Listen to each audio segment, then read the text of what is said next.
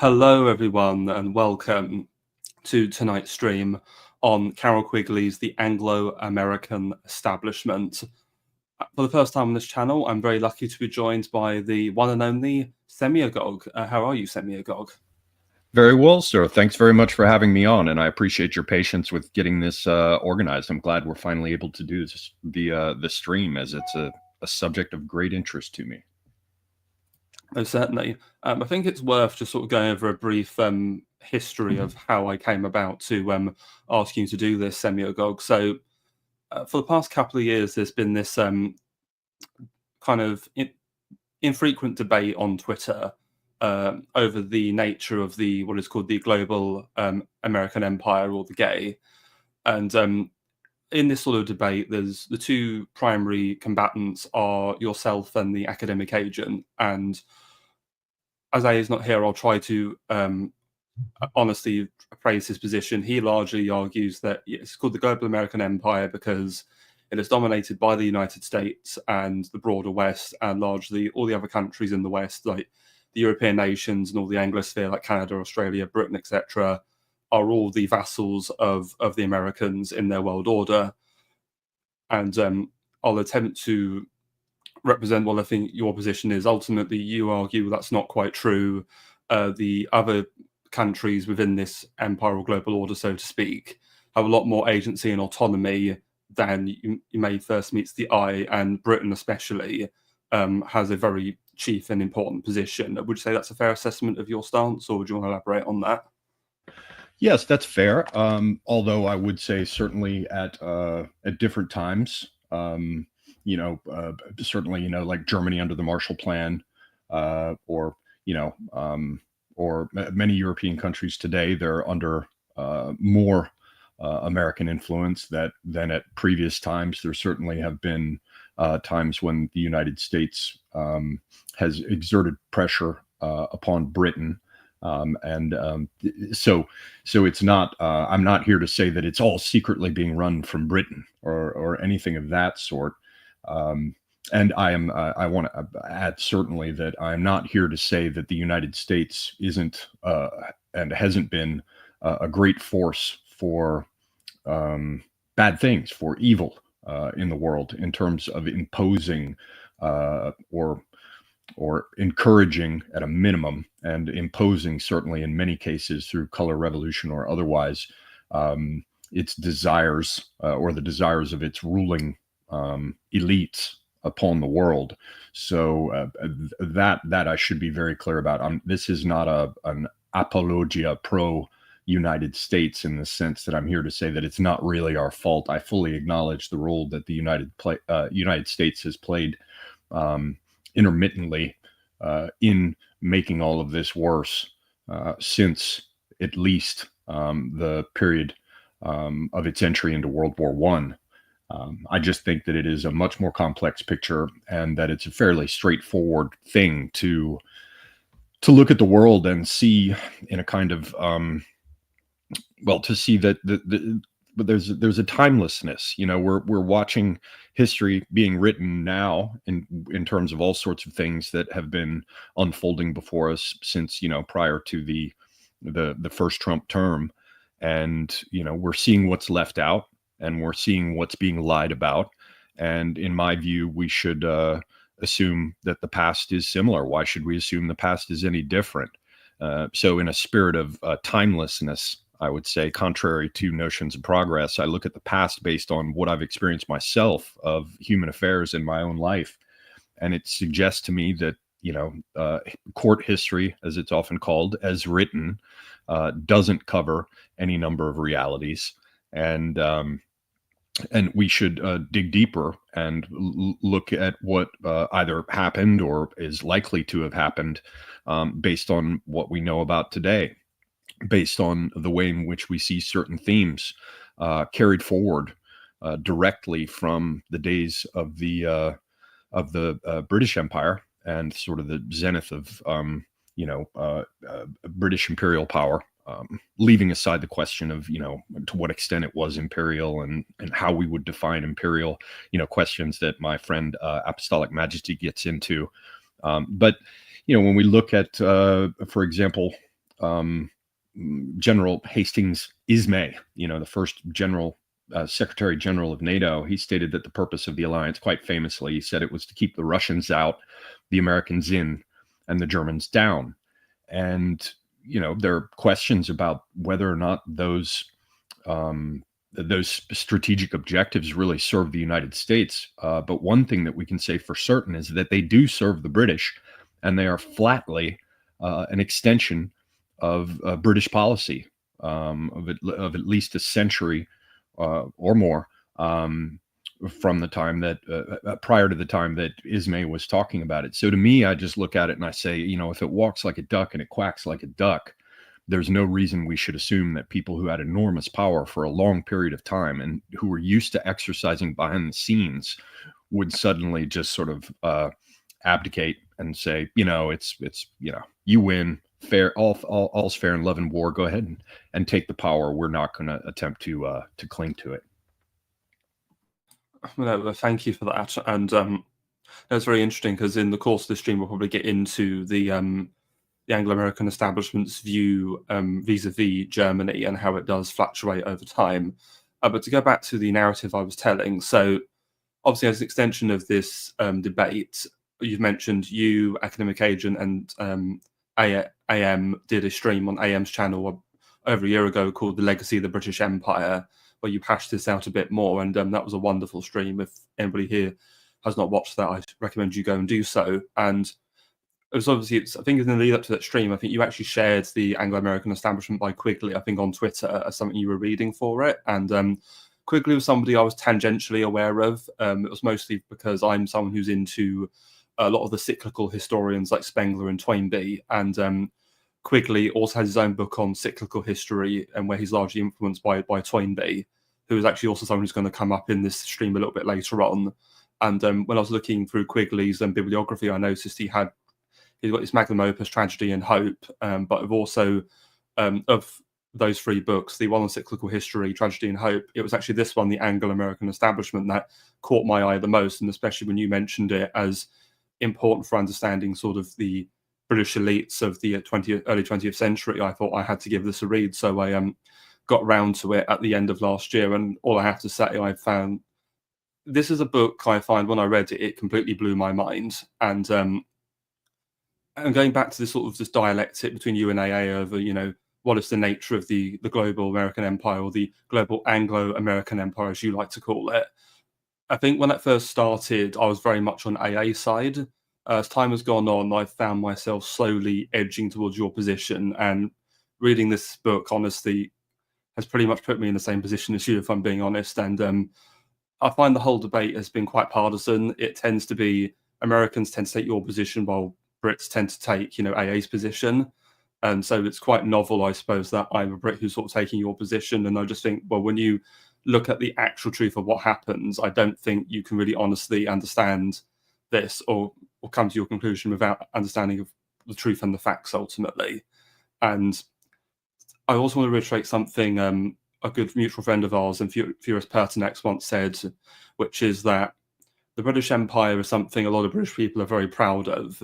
Unfortunately, it's an empire that made many mistakes, and the British elites made calamitous decisions, and it can be very hard to sometimes look back and realize, yes, they did fuck up, and to own it and learn from it. And that a lot of people just want to cope and say, no, we were stabbed in the back by the Americans. But the thing is, ultimately, we have our own hands in our own destruction, and we'll get a little bit more into that. If I may just quickly ask though, what, because I feel like this has to be touched on at the outset, so forgive me.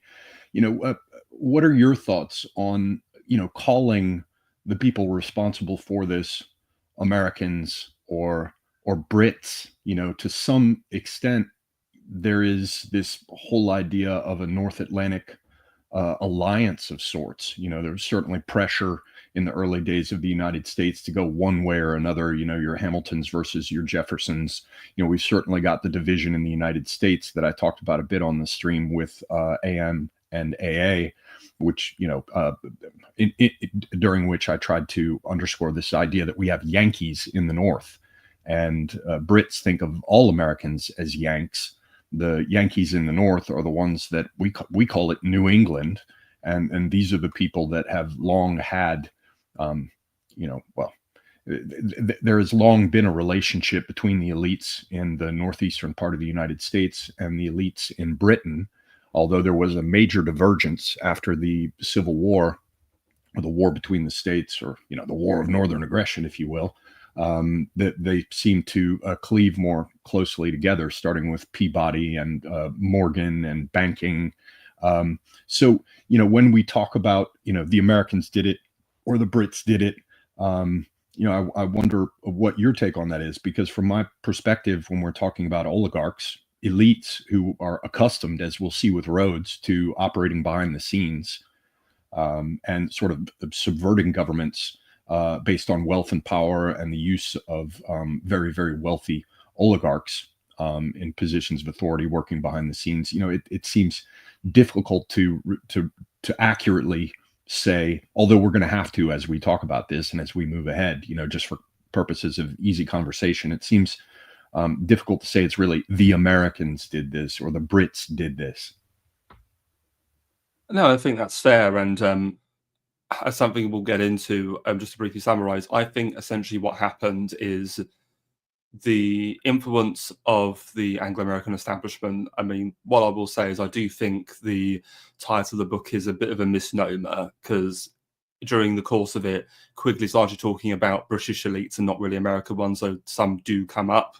So it's really more the Anglo establishment more than anything. However, what I will say, in both Britain and America, what I see largely over the course of the end of the 19th and through to the first half of the 20th century is a transformation where both of these elites, I think, came to identify with each other more than their own people that they ruled over. And I think any sense of noblesse oblige is completely gone, and they just become completely self-interested and wanted to remake the world in an order which they could still have influence over. Yeah, no dispute here. That sounds like we're in alignment on that. I just wanted to really underscore it because it can sound, for someone who just comes in, like we're saying, Brits good, Americans bad, Americans good, Brits bad, and that's really not the framework for all of this development. Just to quickly address a comment in the chat. These guys talking about Quigley as well. Yes, we're specifically talking about the Anglo-American Establishment by Carroll Quigley Dingle. So, right. So without further ado, let's dive properly in to the book. So what essentially Quigley's talking about, we've alluded to an Anglo-American establishment, but what is that? Essentially, as Quigley argues in this book, there was a group of Anglo-American elites, largely British, though there was some American influence, who were around in the very end of the British Empire, around the last quarter of the 19th century, and held power to about just after World War II. Now, the problem is there are many factions in this elite, and many factions of them have been recognized by historians throughout time. So, for example, there's one group in the 1930s which are called the Cliveden set, and they're named after Cliveden House, which was the manor of the Astor family, Waldorf Astor and Nancy Astor. And the interests of the Cliveden set were perceived as essentially pro-appeasement, pro-Germany. We don't want another world war. Quigley actually argues that this is a bit of a misunderstanding, and that they were not necessarily pro-Germany, they were just pro-empire, and they just saw that a second war with Germany was not in the interests of the British Empire. But to further expand upon that, what Quigley also says is that the Cliveden set are really just a subset of a wider group of elites throughout this sort of 75-year period, and he dubs this group the Rhodes Milner group. But throughout most of the book, he just abbreviates this to just the Milner group. And so this is largely because it's dominated in the early years by two figures. So on this title card, I've got Cecil Rhodes, who needs no introduction, on the left, and then on the right, somebody who the audience may not be as familiar with, which is Lord Alfred Milner.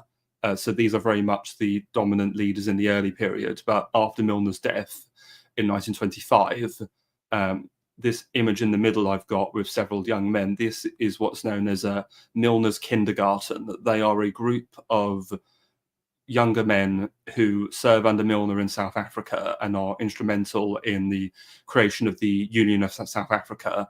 But going on from there, what they look to do is to try and expand this model of what they call responsible government to the rest of the British Empire. And going further from there, if you look at one member of the Kindergarten in particular, Lionel Curtis, who's almost their de facto leader after Milner's death, he wants to essentially transform the whole world into a system of what he calls responsible government via institutions such as transforming the British Empire into the Commonwealth of Nations, and also through the League of Nations to a lesser extent. So I just want to read a little bit from the preface from the book. So, the Rhodes scholarships, established by the terms of Cecil Rhodes' seventh will, are known to everyone. What is not so widely known is that Rhodes, in 5 previous wills, left his fortune to form a secret society, which was to devote itself to the preservation and expansion of the British Empire. And what does not seem to be known to anyone is that this secret society was created by Rhodes and his principal trustee, Lord Milner, and continues to exist to this day. To be sure, this secret society is not a childish thing like the Ku Klux Klan, and it does not have any secret robes, secret handclasps, or secret passwords. It does not need any of these, since its members know each other intimately. It probably has no oaths of secrecy nor any formal procedure of initiation. It does, however, exist and hold secret meetings over which the senior members present presides. At various times since 1891, these meetings have been presided over by Rhodes, Lord Milner, Lord Selborne, Sir Patrick Duncan, Field Marshal Jan Smuts, Lord Lothian, and Lord Brand. They have been held in all the British dominions, starting in South Africa about 1903. In various places in London, chiefly 175 Piccadilly, at various colleges at Oxford, chiefly All Souls, and at many English country houses such as Tring Park, Blickling Hall, Cliveden, and others. This society has been known at various times as Milner's Kindergarten, as the Round Table Group, as the Rhodes Crowd, as the Times Crowd, as the All Souls Group, and as the Cliveden Set. All of these terms are unsatisfactory. For one reason or another, I've chosen to call it the Milner Group. These persons who have used the other terms or heard them used have not generally been aware that all these various terms refer to the same group. So, is there anything you want to sort of add off the back of that initial bit from the preface, Semiogogue? Well, I don't know if this is quite the right spot to do it, but I'll give it a shot, unless you want me to hold mention of it for later. You know, Rhodes set up the arrangement for the Rhodes Scholars, that whole program. And the first Rhodes Scholars arrived at Oxford in, 1903? And the first U.S. Rhodes Scholars entered Oxford in 1904. And if you look, on his death in 1902, Rhodes provided for 52 scholarships per year. 20 were to be reserved for countries in the British Empire, and 32 of them, the majority of them, were for the USA. And that's quite an interesting thing as far as I'm concerned. Why this focus on the United States? Well, we'll get into it, I'm sure. You'll be mentioning it at some point, but there was this idea of maintaining the empire by bringing by basically using the United States as a center for gravity for it if necessary. And I think that's something that we should all bear in mind as this whole story unfolds. There were, we're getting ahead of ourselves because this is after Rhodes's death and the rest, but it certainly applies to Milner. But subsequent developments, there's a famous Joseph Chamberlain speech at the opening of the 1902 Colonial Conference. I think there's some question about that date, though. It might be like a year off, but there's this famous line about how the weary Titan staggers under the too vast orb of its fate. We have borne the burden for many years. We think that it's time for our children to assist us to support it.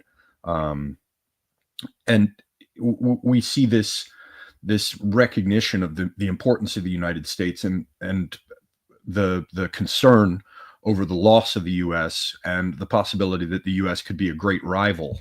And I think that's a very important background for this that we should bear in mind. Again, you mentioned that it's primarily a British elite, but I just wanted to underscore the fact that the role of the United States in whatever arrangements they were working towards, they explicitly recognized that it might have to be a central one.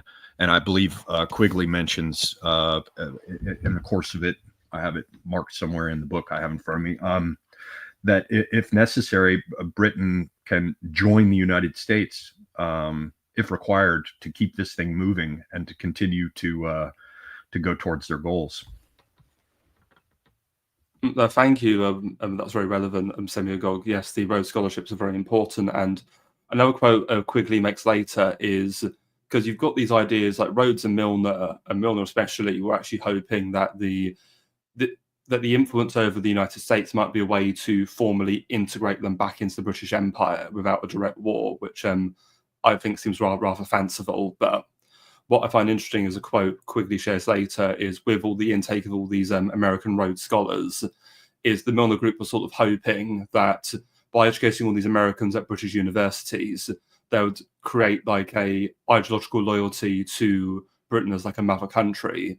But as Quigley argues, all this does is that these men or students were loyal to the idea of English liberty and not to England itself. And I think that's something I just want everybody to keep in the backs of their mind as we go through this. So may I just a very, very quick thing in the Quigley book, I guess this is on page 38, there's a bit where they say the secret society, after so much preliminary talk, took form in 1891, the same year in which Rhodes drew up his fourth will and made Stead as well as Rothschild the trustee of his fortune. And there's a bit here. They said in February 1891, Stead and Rhodes had another long discussion about the secret society. First, they discussed their goals and agreed that, if necessary, in order to achieve Anglo-American unity, Britain should join the United States. So from the earliest days of the Rhodes circle, before it really properly became the Milner one, they were, willing to consider this idea that it might be necessary for Britain to become to come under the umbrella in the United States in some fashion. And indeed, as people like academic agent argue, that has happened, under this description of what we call a special relationship, which has sort of been acknowledged in one way or another since World War I. No, certainly. Thank you. No, that's fine. That's perfectly relevant. Thank you. So just to give a bit more background, so the Milner group is, though we've said it's one block of elites, it's important that there's two distinct hierarchies. There are what are called the inner group or inner core, which are known as the Society of the Elect. And these are the ones who attended all the secret meetings. And then there's an outer group of associates, which are known as the Association of Helpers. And these are usually people who are not necessarily aware that they're helping the inner core in a overt way, but maybe they owe a favor to someone or they're friends with someone in the inner core. And to quote Quigley, this is at a time where it was deemed prudent to not ask too many questions. So a lot of these people were just doing each other favors ultimately in expanding the influence or the network. And what's also interesting is that the book, so from what I've seen and understand, Quigley actually wrote this, I think, in 1949, because he doesn't go beyond 1949 in terms of a chronology. But this was not actually published until 1981, which I find, so therefore it wasn't actually published until after Quigley had died. So I wonder what your thoughts are, Semiogogue, but I detect maybe a little bit of perhaps he didn't want to publish this earlier for fear of maybe condemnation or attacks by some members of the group who are still alive. What's your thought on that? I don't know enough about Quigley and all the events that surrounded his publication and the rest with the manuscript, but it does seem to me very likely not just a matter of a chronological coincidence that all this comes out after this major shift that people like A.A. gloss as the the boomer truth regime. The post-World War II world order dominated by the United States. It does seem likely that at that point there were aspects of this old sort of Anglo-American establishment that were not in power as they had been previously. So I think it has something to do with a major shift in power, but I have still not looked into it enough to have any kind of strong opinion or view on what was going on there. Oh, no, that's fine. And one other thing that's important to point out is Quigley himself says that he's actually very sympathetic to the goals of the Milner Group, though his main critique is aimed at their means of how they try to accomplish this.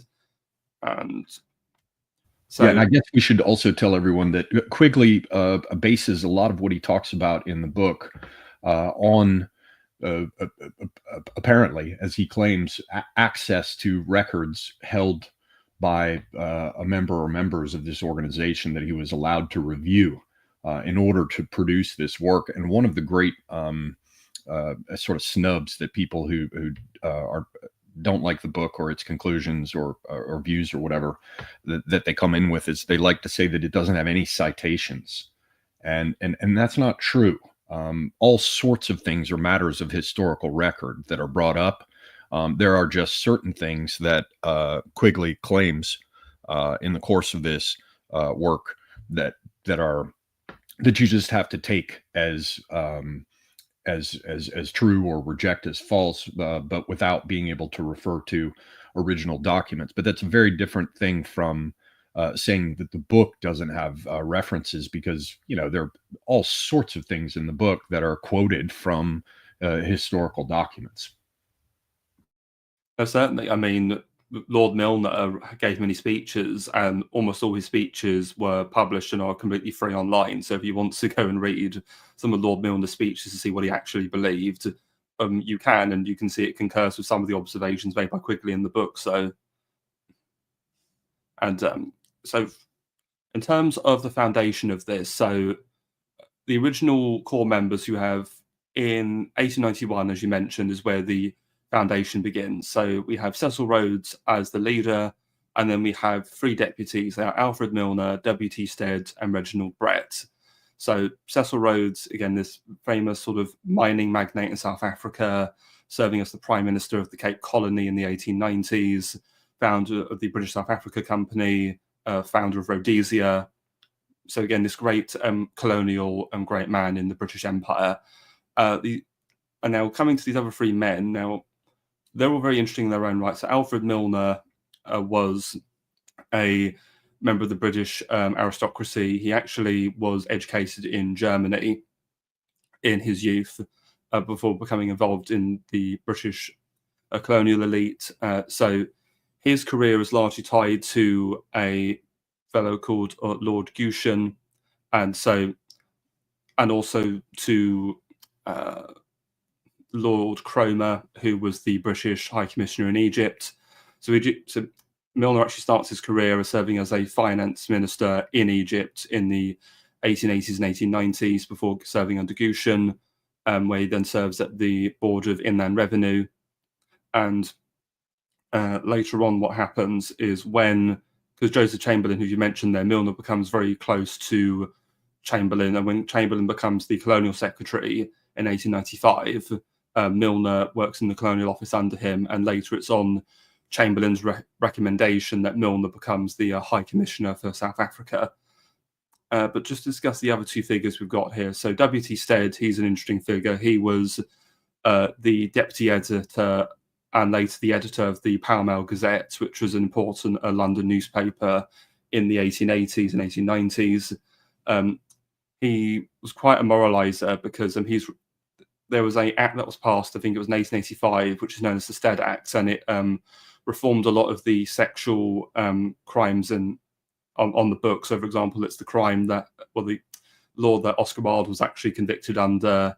It also raised the age of consent to 16 because he went on a crusade against the abuse and prostitution of women in London's East End. So that's something that will come up a lot in the Milner Group, is there's this ideology of like paternalism, and what we're doing is for the good of those beneath us, ultimately.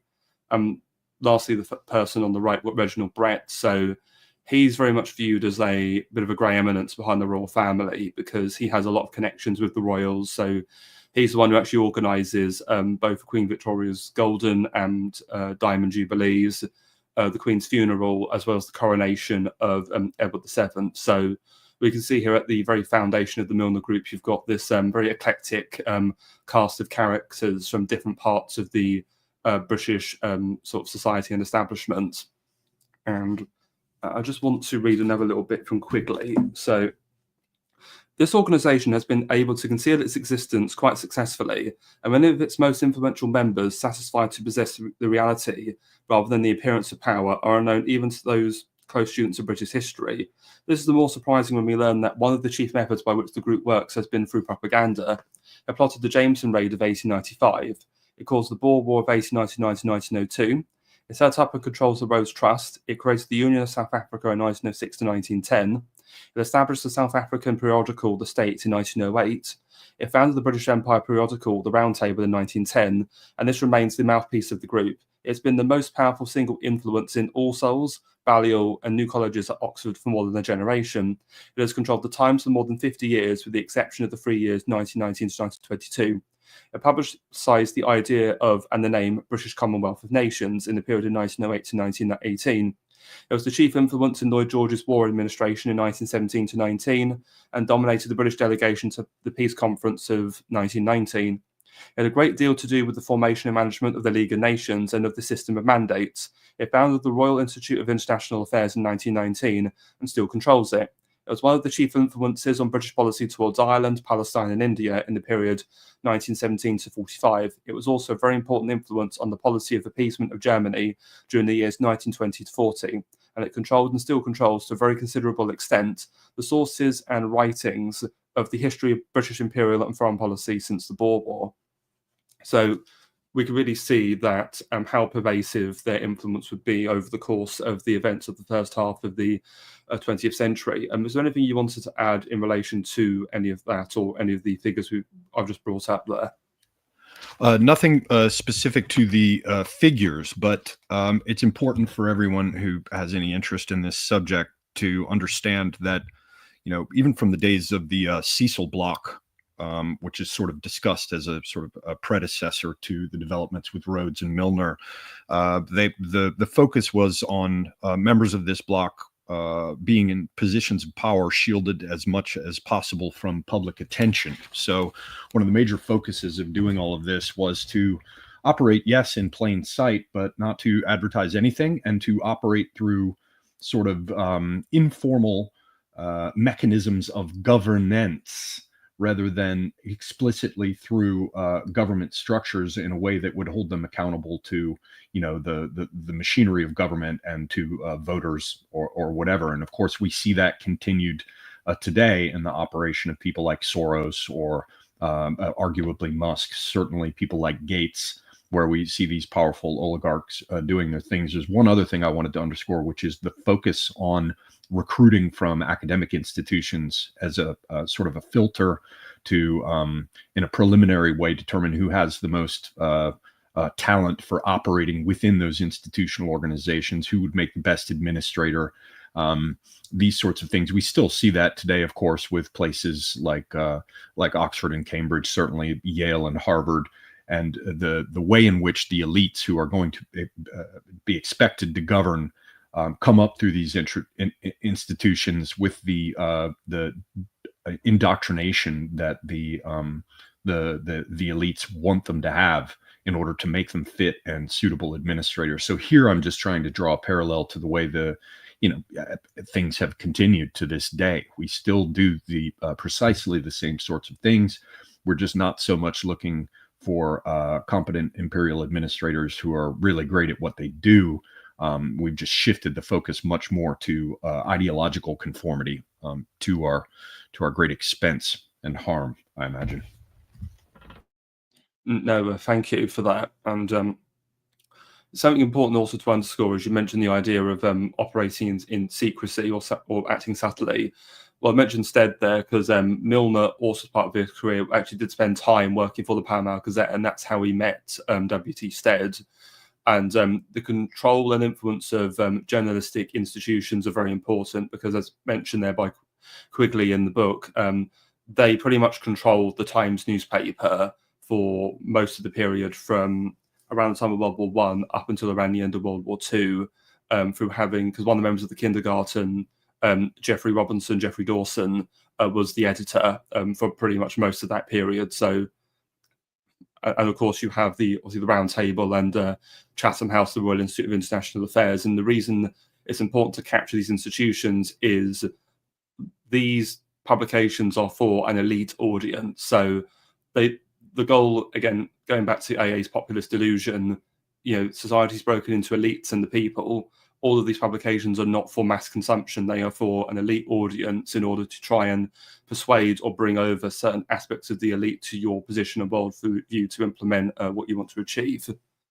And you mentioned the Cecil block there as well. So for those who don't know, the Cecil block is another term Quigley uses throughout the book. It is used to refer to another faction, the British elites, that are centred on the figure of Robert Gascoigne Cecil, the Marquess of Salisbury, the Conservative Prime Minister throughout the 1890s into the early years of the 20th century. So this faction is named after him, and it includes many other prominent politicians, people like Arthur Balfour, George Curzon, etc., etc. And one of the things Quigg argues is that to understand how the Milner group forms, other than this core of Rhodes and these three other members, that is a confluence of three influences that made the group. One of them is the Cecil block, so this network of patronage, and I should say political patronage affiliated with the Conservative Party, because the vast majority of the members of the Cecil block are Tory MPs or Tory peers in the House of Lords. The one exception is there are a couple of Liberals. The three Liberal ones are Asquith, Grey and Haldane, three core members of the Liberal government that comes in from 1906 and through to World War One. And also the Cecil block is important in terms of the patronage of the academic institutions via the old boys network of the public schools of Eton and Harrow, as well as All Souls College at Oxford. You also have a circle around Milner. So when Milner was at Oxford, he befriended the elder Arnold Toynbee, the uncle of Arnold Jane Toynbee, the author of The Study of History, who was another academic. He was a good close friend of Milner's, and Milner was very much intellectually influenced by the elder Toynbee, and many other friends were cultivated in this group as well. And then we also have the final part is the circle around Rhodes in South Africa, where he's building up this great mining and entrepreneurial and colonial business via extraction of gold and other minerals, as well as the British South Africa Company. So there's three things really. So from Rhodes, you're getting the wealth and the finance. From the Cecil block, you're getting the political patronage. And then for Milner, you're getting the ideological foundations of what this group are trying to do. And there's just another reading I want to do regarding the sort of Toynbee group, as it's called. Among the ideas of Toynbee which influenced the Milner group, we should mention three. A conviction that the history of the British Empire represents the unfolding of a great moral idea, the idea of freedom, and that the unity of the empire could best be preserved by the cement of this idea. B, a conviction that the first call on the attention of any man should be a sense of duty and obligation to serve the state. And C, a feeling of the necessity to do social work, especially educational work, among the working classes of English society. These ideas accepted by most of the men whose names we have already mentioned and became dominant principles of the Milner group later. Toynbee can also be regarded as the founder of the method used by the group later, especially in the Round Table groups and in the Royal Institute of International Affairs, where his nephew Arnold J. Toynbee would serve as the director of studies and the editor of the Journal of International Affairs.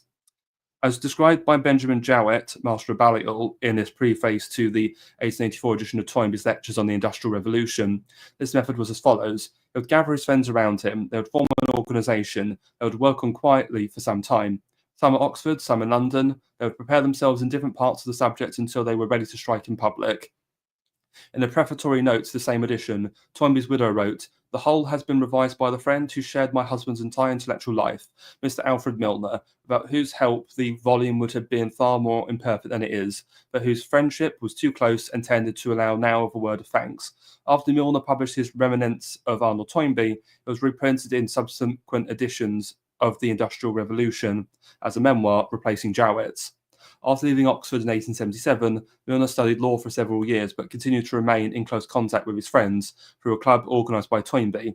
This group, which met at the Temple of London as well as at Oxford, worked closely with the famous social reformer and curate of St Jude's, Whitechapel, Samuel A. Barnett. The group lectured to working-class audiences in Whitechapel, Milner giving a course of speeches on the states and the duties of rulers in 1880 and another on socialism in 1882. The last series was published in the National Review in 1931 by Lady Milner. Some have argued that this is evidence of Milner being a socialist, but I'm not convinced. I just think there was a kind of sort of noblesse oblige somewhat in what he's trying to do, this very paternalistic attitude.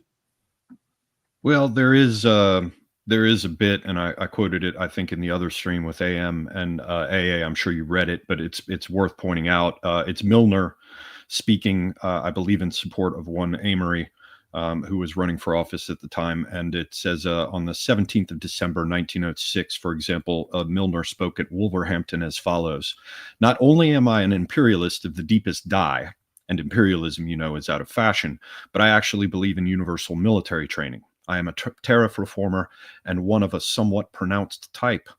I am unable to join in the hue and cry against socialism. That there is an odious form of socialism, I admit, a socialism which attacks wealth simply because it is wealth and lives on the cultivation of class hatred. But that is not the whole story. Most assuredly not. There is another socialism, which so far from springing from envy, hatred, and uncharitableness, is born of genuine sympathy and a lofty and wise conception of what is meant by national life." And there, I think, you know, to say yes, he's just strictly a socialist. It's much like, you know, the people who try to say that Joe Biden and Kamala Harris are examples of, you know, they're Marxist or something. You know, clearly what we're dealing with here is not, you know, Marxism or whatever. What we're dealing with, I think, and perhaps it applies to this group, I'd be interested to hear your thoughts on this, is this idea, as you said, of some sort of obligation on the part of rulers to elevate the status of people who are in want or need, to increase their education, to bring them freedom. And we'll see with this group over the years that there is this strong focus on an international mission to encourage non-white countries to rule themselves under white tutelage. And there's this fundamental idea of freedom that you just brought up just a short time ago. And I think that's one of the ways in which, at least from my perspective, given what I know of this at present, I have much more to learn. This is a vast subject, by the way, for people who don't understand. There's so much you need to know in order to be able to connect the dots, and I don't know it yet. But this does seem to me the same basic program that the so-called global American empire is still running with: the obligation to, you know, free the world, you know, following on, you know, old British imperial ideas that just happen to be very economically beneficial for Britain. In terms of its power politics, you know, like Wilberforce and abolition, you know, the idea that there's a burden that white men have. It's to raise the condition of people around the world, and we have to help them to govern themselves under our tutelage, and freedom is highly important. And, you know, apparently there is a socialist dimension to this, and we see that echoes of that same sort of socialist dimension among wealthy elites who see no contradiction and continuing to amass and accumulate wealth and control everything, and at the same time claiming to be for elevating the lot of the common man and using socialist rhetoric whenever it suits them. Oh no, thank you. And just to expand on that, you mentioned the idea that they supported freedom. The term that comes up a lot is they supported the idea of responsible government. Now, what does that mean? For me, responsible government is a bit like how the modern, you know, global empire uses the term democracy. We support democracy and blah blah blah. Milner Group, we support responsible government and blah blah blah. It's just the buzzword that's used to mean, you know, quote unquote modern progressive government that suits our interests ultimately. Do you think that's a fair assessment? Or Yes, yeah, fair enough. No, thank you. And so just to move on from there, so we've gone over the sort of initial foundation of the group. So by 1891 until 1902, this sort of decade-long period is known as the Rhodes period, because it's during the last decade of Rhodes's life where he's the clear leader, and then you've got Milner as a kind of deputy leader instead, and Brett as influential other members as well. And ultimately, you'll see, as you mentioned, we have the planning of Rhodes scholarships and his will for when he dies eventually.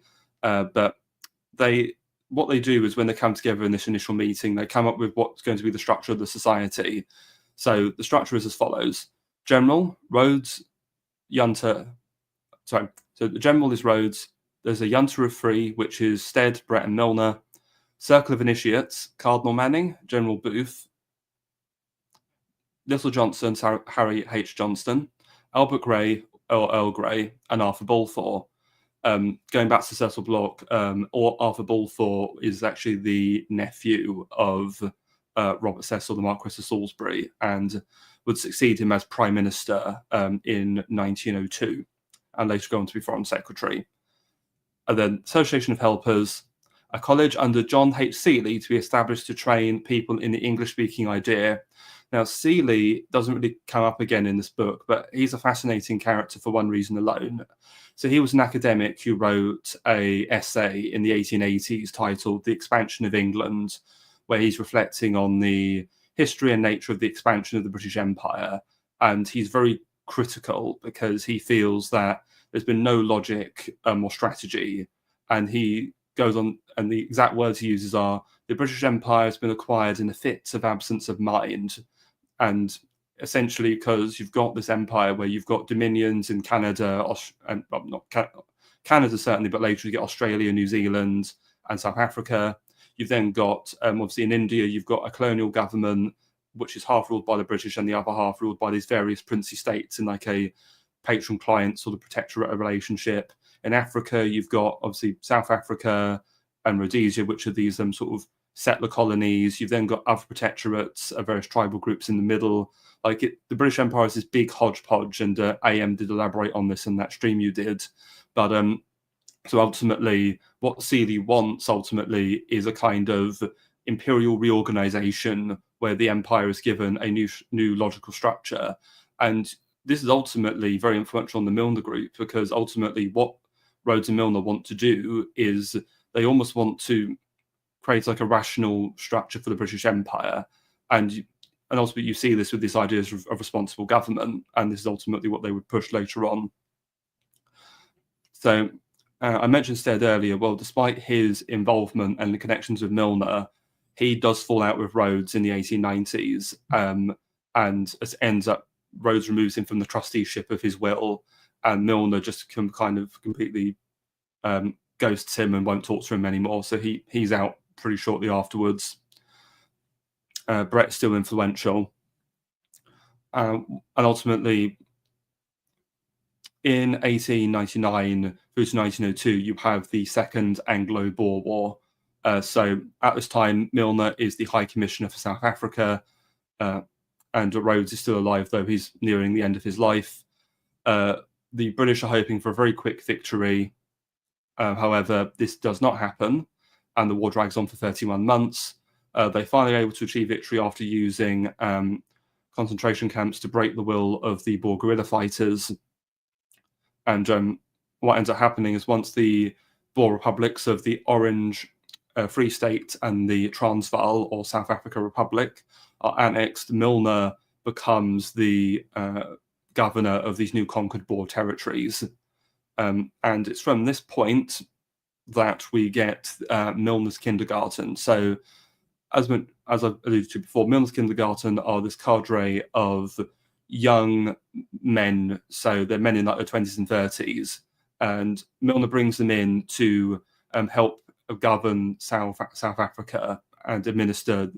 And their whole aim is to push for political reform to transform South Africa into a dominion, to give it quote unquote responsible government. And now, why do they do this? Again, you could say it's the influence of Seeley, because again, you've already got Dominion of Canada, Dominion of Australia. So again, we need to turn the whole British Empire into a network of these autonomous dominions to achieve this responsible government.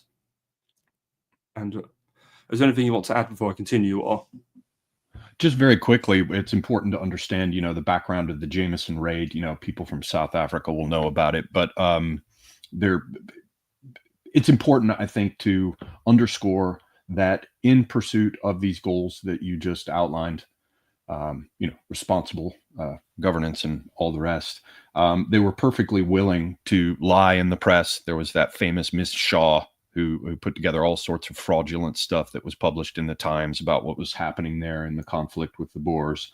And they were perfectly happy to, try to create armed conflict and to arm people and to do lightning raids and the rest to seize territories. So we see the same sorts of things that the United States, for example, gets into with, National Endowment for Democracy and color revolutions and all the rest. The standard has been set for lying in newspapers, creating problems, arming insurgents, or one side or another of a conflict, and causing it to become something where the large government has to intervene based on pretexts that they have created, that these elites have created in order to affect the territorial and government changes that fit their program. No, thank you. And so from here, so around the end of the Boer War, we do, of course, have Cecil Rhodes' death in 1902, where he dies of a heart attack at the age of 48. But that's not the only death, because around this time in 1902, Lord Salisbury, Robert Cecil, he resigns as Prime Minister to be succeeded by his nephew Arthur Balfour. But a year later, he himself dies in 1903. And so now, with the death of the original leader Rhodes and the death of the leader of the Cecil bloc, and his replacement by his, shall I say, less interested nephew Balfour, Milner is now the undisputed leader of the Milner Group, and is able to significantly expand their power through the use of the kindergarten, especially in South Africa. So we next enter this period. Quigley calls this what he calls the New College period, which is 1902 to 1922. He gives it this term because most of the members of the kindergarten were attendees of New College, Oxford, which is a undergraduate college at Oxford University. And so the main goal prior to 1910 was the reformation of South Africa into a federation. This is partially successful, as they are able to get Dominion status in 1910. However, this is as a union of South Africa, so a unitary state, not a federated state. And now, why did the Milner Group want a federated state? Well, partially it's ideological, because again, the ideas of Seeley, but also you mentioned the idea of the Milner Group wanting to incorporate, Britain or the British Empire into America. Well, the United States is a federal state, and they were very much influenced by the ideas of Alexander Hamilton, this idea of sort of federal government. So that's also an aspect that comes into there as well. And though the other reason they fail is, other than ardently wanting a federation, is that in 1906, the Tories are kicked out of government after losing a landslide election to the Liberal Party. The Tories were obviously very sympathetic to the Milner Group's goals. However, with the Liberals were much more sympathetic to the Boers' desires, and so they end up negotiating. And so South Africa is granted the Dominion status, though it's as I said, this unitary state, not federal. And this is to the disadvantage of the Milner Group, because if they had a federation, it would have meant the South Africa would have been broken into 4 states. You would have had the Cape area, you would have had the former Zulu lands, the Natal bit, and then you would have the 2 former Boer republics. So the Anglos, quote unquote, would have been the majority population in those 2 coastal regions, whereas the Boers were a majority in the 2 inland regions. And so by having a federation, it would ensure a relatively equitable sharing of power between the 2 groups. And Milner actually supported the immigration of more Anglos into South Africa in order to try and actually tip the demographic balance over. And now this next claim, I would recommend people take with a pinch of salt, but from other sources I've read, it has also been argued that Milner, during the Boer War, was that because there were claims, obviously, by the Afrikaners that Britain was implementing genocide or ethnic cleansing with the concentration camps. Well, I've seen arguments that Lord Milner, in private meetings or discussions, expressed support for culling the Boer population because he wanted to ensure that the British could maintain a demographic majority, so therefore they could help control and be less reliant on the Boers for power sharing in South Africa. Now, that's obviously, I'm a little bit skeptical of that, but I see the dark and warped logic behind it. What's your thought on that, Semiogogue? Sorry, I was off on another screen, so it was hard for me to hit the mute. I don't really have anything to add. Oh, no, that's fine. And so ultimately, So with the creation of a union government, because the Boers are a majority, this does give them a significant political clout within the new union. And so the Milner Group have unfortunately been forced to, or British at least, are meant to now have to share more power with the Boers than they originally would have liked. So, and as the long arc of history, this would come to bite them in the arse later, but we'll get into that in a bit later. So after 1910, what then happens is the members of the kindergarten then are distributed off into the various dominions again, and this is where you get the foundation of the Round Table Group, a publication aimed at promoting imperial federation throughout the rest of the British Empire. Before we get into that, I do want to go over some of the key members of the kindergarten. So there's about 10 to 12 core members and some other outer members, but the 4 real members that I think we need to concern ourselves with are these 4 men. So firstly, we've got Lionel Curtis. So he is important as he's pretty much the unofficial leader of the Milner Group after Milner dies in 1925. So he, in South Africa, he serves as the Clerk of Johannesburg and the Assistant Secretary for Local Government in Transvaal. In 1906, he resigns those positions to organise the closer union group to campaign for federation, and then he hosts various roundtable groups throughout the empire in 1910 to 1912. And also, he's very influential in preparing the Government of India Act in 1919, which implements a core idea of his, the idea of diarchy, or the idea of joint rule between the British and the Indians. We are going to give the Indians a degree of control over local administration, and if they can prove themselves capable, we'll then extend more power to them. Also, he founds the Royal Institute of International Affairs in 1919, which is still going today, better known by its shorthand name Chatham House. And also Chatham House's sister organisation he also founds, which is the Council on Foreign Relations, based in New York. To get so there's again the very Anglo-American international relations connection there. From there, we've also got Robert H. Brand. We've also got Kerr as well. So I don't know what your thoughts are, Semiogogue, but from reading Quigley, to me, Brand and Kerr almost seem like a bit of a double act. They work often very closely together and seem to have a lot of the same ideas, especially when it comes to their attitude towards Germany in the interwar period. So Brand serves as the Secretary of the Intercolonial Council of the Transvaal and the Orange River Colony, and Secretary of the Railway Committee of the Central South African Railways, with Philip Kerr as his Assistant Secretary. After 1910, he serves the government during the war as a member of the Imperial Munitions Board of Canada from 1915 to 18, and Deputy Chairman of the British Mission in Washington, 1917 to 18. And there's also a bit I want to read from Quigley about the Brand's influence in respect to international finance. So Brand was one of the important figures in international finance in the period after 1918. At the Paris Peace Conference in 1919, he was financial advisor to Lord Robert Cecil, chairman of the Supreme Economic Council. He was later vice president at the Brussels Conference 1920 and financial representative for South Africa at the Genoa Conference in 1922. He was a member of the Committee of Experts on Stabilization of the German Mark in 1923, the committee which paved the way for the Dawes Plan. After an extended period in private business, he was head of the British Food Mission to Washington, 1941 to 44, chairman of the British Supply Council in North America, 1942 to 45 and 46, and His Majesty's Treasury representative in Washington, 1944 to 46. In this last capacity, he had much to do with negotiating the enormous American loan to Britain for post-war reconstruction.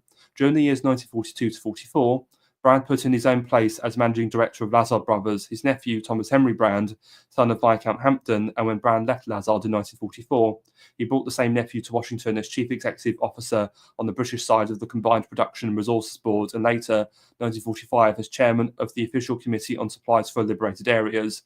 In all of his activities, Brand has remained one of the most figures in the core of the Milner Group. So again, he's very much responsible for the role of international finance in the group and also the connections with the Americans. Philip Kerr, as we mentioned, did serve as Brand's deputy whilst on the Railways Commission in South Africa. Something else Kerr is also responsible for is that he would also go on to become the editor of the Round Table Journal itself from 1910 to 1916. He then becomes secretary to Prime Minister Lloyd George from 1916 to 22, secretary to the Rhodes Trust 1925 to 36. So he was actually the one responsible for dishing out the various scholarships during that period. So you can almost say he was like a chief recruiter into the group. And he actually ended his life as the ambassador to the United States from the 3rd of September, the beginning of World War II, up until his death in December 1940. And so again, would you think this idea of Kerr and Brand kind of being a bit of a double act within the Milner group?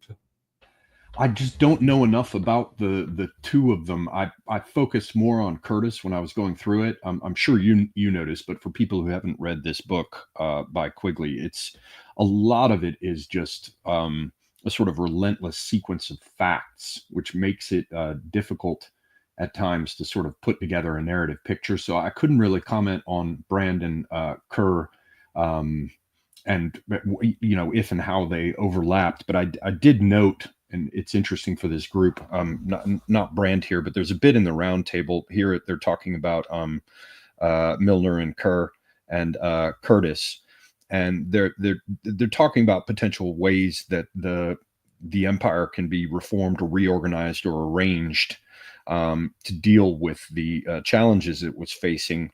And what is it here? Curtis went to Canada to discuss the status of the inquiry on imperial organization with the various roundtable groups there, and summed up the results in a speech in Toronto in October 1913. He decided to draw up 4 reports as follows: the existing situation, that's the first report, that's A. Then B, a system involving complete independence for each of the dominions. Then there's C, a plan to secure unity of foreign relations by each dominion following a policy independent from but parallel to that of Britain itself. And then D, a plan to reduce the United Kingdom to a dominion and create a new imperial government over all the dominions.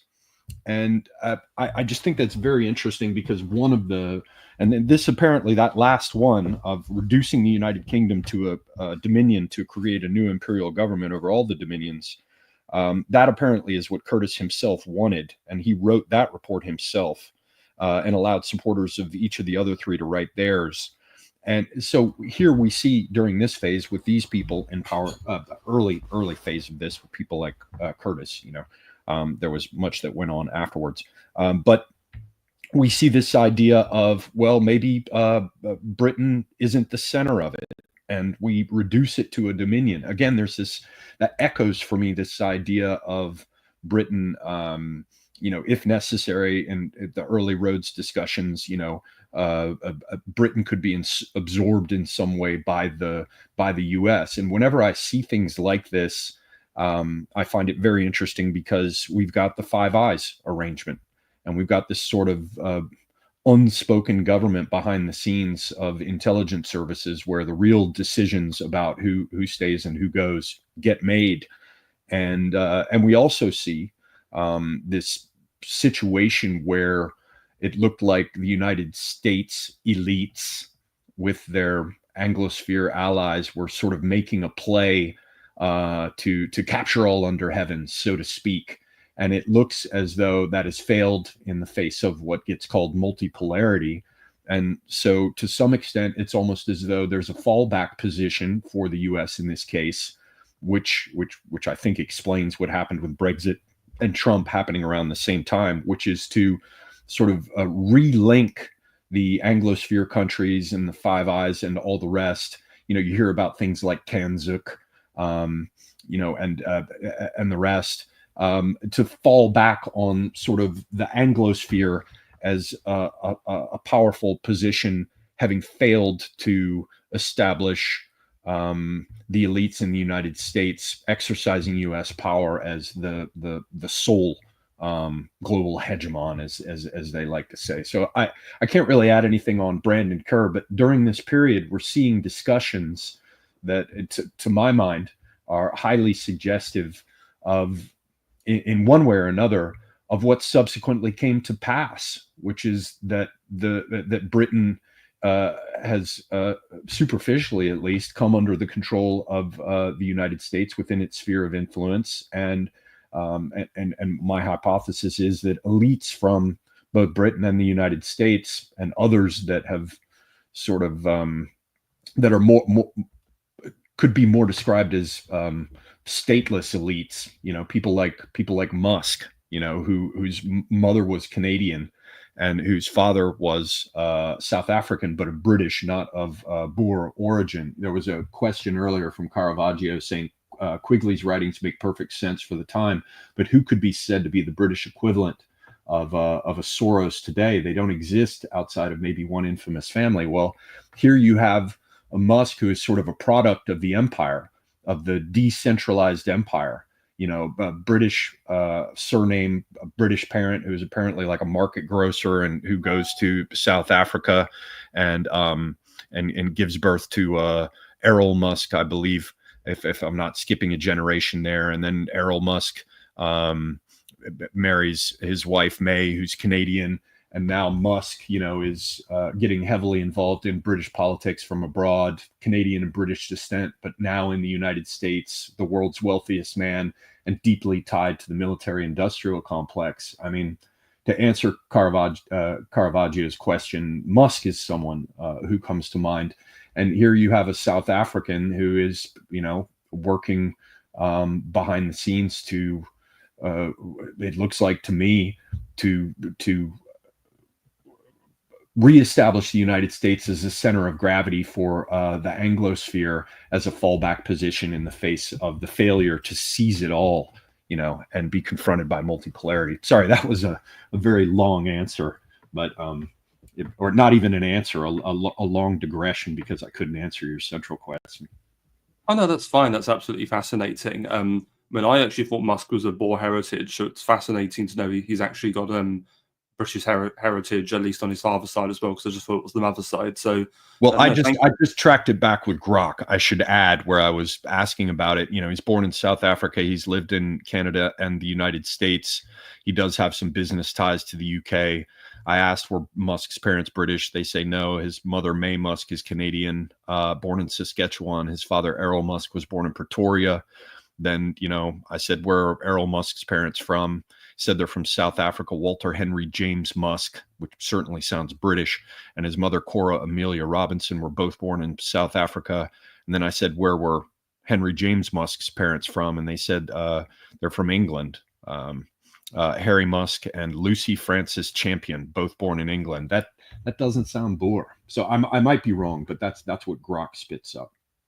Oh, well, interesting. And just to go back to these various sort of plans for redrawing the British Empire by Curtis. I mean, when I first read that he preferred Plan D, it's the sort of thing you read it, you pause, and then you have to read it again just to make sure you actually read what you thought you just read. And yeah, so ultimately what this boils down to is, I mentioned, because there's something quickly mentioned, so under Rhodes and Milner, I think it's fair to say that the Milner group throughout are pretty globalist, but Rhodes and Milner wanted a global system where the British Empire was the rock and core of that world order.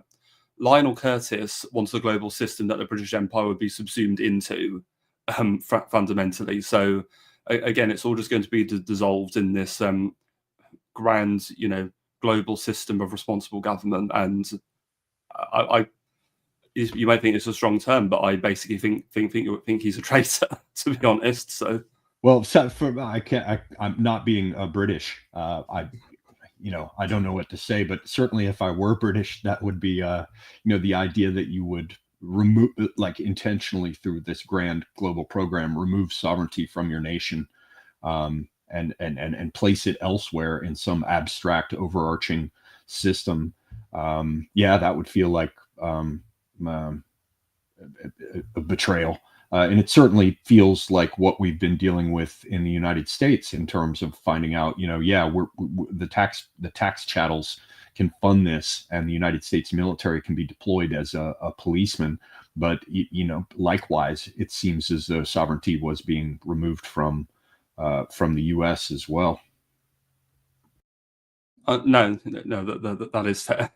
But there's one person on this slide I've not mentioned yet. So, someone we mentioned earlier. So Jeffrey Dawson, he's important because in South Africa, he was the editor of the Johannesburg Star, an important local paper, but on returning to Britain from, as I 1919 to about 1941, he's an exception of 3 years from. Hang on, I need to check my dates. Sorry, it's 1912 to 1941, with an exception of not 3 years from 1919 to 1922. He's the editor of the Times newspaper. The Times back then was known as the London Times, but it's, as A calls it, it's a central regime newspaper. It's one of the most influential and important journalistic productions in modern Britain, and very influential, and is read by many of the elite because it never had a large circulation. I think at most it only ever had something like I think 100,000 a week, which is pretty low compared to a lot of other papers, especially some tabloids. But again, it just shows you the importance of capturing certain journalistic bodies to propagate and influence. So, and what's also interesting is because as a result of is the whole episode with Dawson leaving his first stint in 1919, that's because he actually fell out with the proprietor at the time. So the proprietor at the time, it was Lord Northcliffe. But when Northcliffe died in 1922, another member of the Milner group, Waldorf Astor, who we'll get to in a bit, he manages to snap up the ownership and then reinstates Dawson back as the editor, and then he stays in that position until 1941, after which he then becomes the editor of the Round Table Group. So, and something very interesting quickly brings up is that it should be understood that the Times is very different to the Oxford colleges of New Souls and also New College and All Souls, where though those were used to recruit people into the group, the Times newspaper is largely a kind of sinecure. They don't recruit from the Times; they send people to the Times. So you've served us well, or we need you somewhere critical. We're going to give you a position at the Times where you can work for us. So, is there anything you want to add in relation to the influence of the Times, or?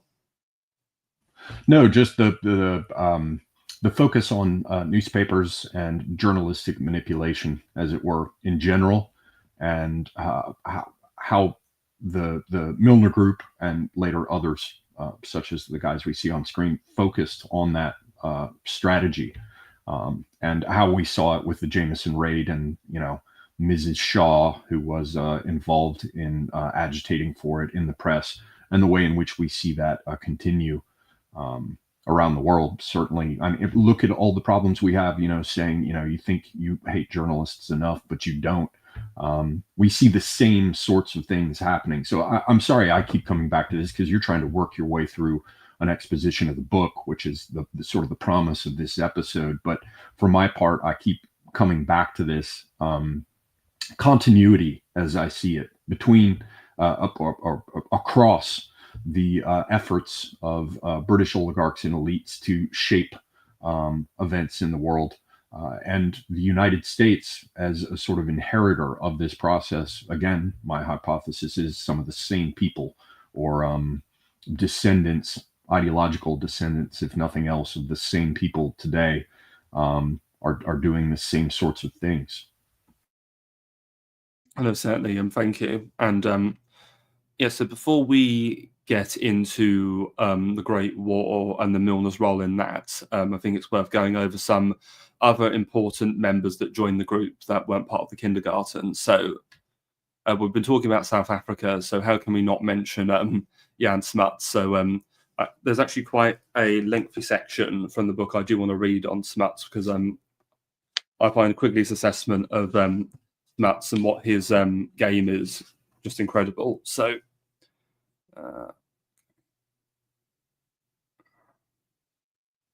okay. Smuts had studied in England at Cambridge University and the Middle Temple. By 1895, he was a lawyer in Cape Town. His lack of success in this profession doubtless had some influence in turning him into the devious opportunist he soon became.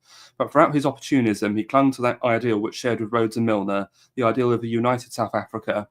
All his actions from this day onward, no matter how much they may seem viewed superficially to lead in another direction, were directed towards the end ultimately achieved, a united South Africa within the British Empire, and to him, almost equally important, a united South Africa in which he would be the dominant figure. Smuts and Milner differed chiefly on this last point, for if Milner was selfless, this was almost the last word which could be applied to Smuts.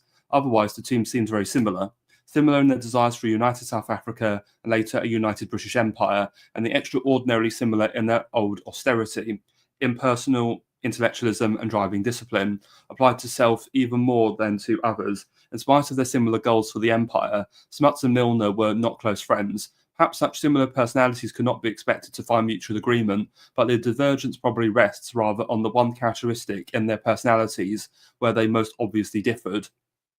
Smuts and Rhodes, on the other hand, got on together very well. As early as 1895, the unsuccessful Cape Town lawyer was sent by the great imperialist to Kimberley to speak in his defence, but after the Jameson raid, Smuts became one of the most vociferous critics of Rhodes and the British. These attacks gave Smuts a reputation as an Anglophobe, which yielded considerable profits immediately. Going to the Transvaal, where he added to his fame by uncompromising support of President Kruger, he was raised at the age of 28 to the post of State Attorney, 1898. In this position, and later as Colonial Secretary, he adopted tactics which led steadily to war, forcing the Uitlander to pay taxes while denying them the franchise, arresting Uitlander newspaper editors like Moneypenny, etc. At the Bloemfontein Conference of 1899, between Kruger and Milner, all of Smuts' advice to the former was in the direction of concessions to Milner, yet it was Smuts who drafted the ultimatum on the 9th of October, which led to the outbreak of war. During the war, he was one of the most famous of the Boer generals, yet when negotiations for peace began, it was he who drew up the proposal to accept the British terms without delay. With the achievement of peace, Smuts refused Milner's invitation to serve in the Legislative Council of the Transvaal, devoting himself instead to violent and frequently unfair attacks on Milner in the kindergarten. Yet as soon as self-government was granted in 1906, he became Colonial Secretary and Minister of Education, and worked in the closest cooperation with the kindergarten to obtain Milner's ideal of a united South Africa. There was really nothing puzzling or paradoxical in these actions. From the beginning, Smuts wanted a brilliant career in a united South Africa within a united British Empire, within, if possible, a united world. No stage would be too big for this young actor's ambitions, and these ambitions were not, except for his own personal role, much different from those of Milner or Rhodes. But as a very intelligent man, Smuts knew that he could play no role whatever in the world or in the British Empire unless he could first play a role in South Africa, and that required in a democratic regime, which he disliked, and that he appear pro-Boer rather than pro-British. Thus, Smuts was pro-Boer on all prominent and non-essential matters, but pro-British on all unobtrusive and essential matters, such as language, secession, defence, etc. At the National Convention of 1908 to 1909, it was Smuts who dominated the Transvaal delegation and succeeded in pushing through the projects prepared by the kindergarten. From this emerged a personal connection that still exists, and from time onwards as a member of the Milner Group. Smuts, with undeniable ability, was able to play the role he had planned in the Empire and the world. He became the finest example of the Milner Group's contention that within a united empire rested the best opportunities for freedom and self-development for all men.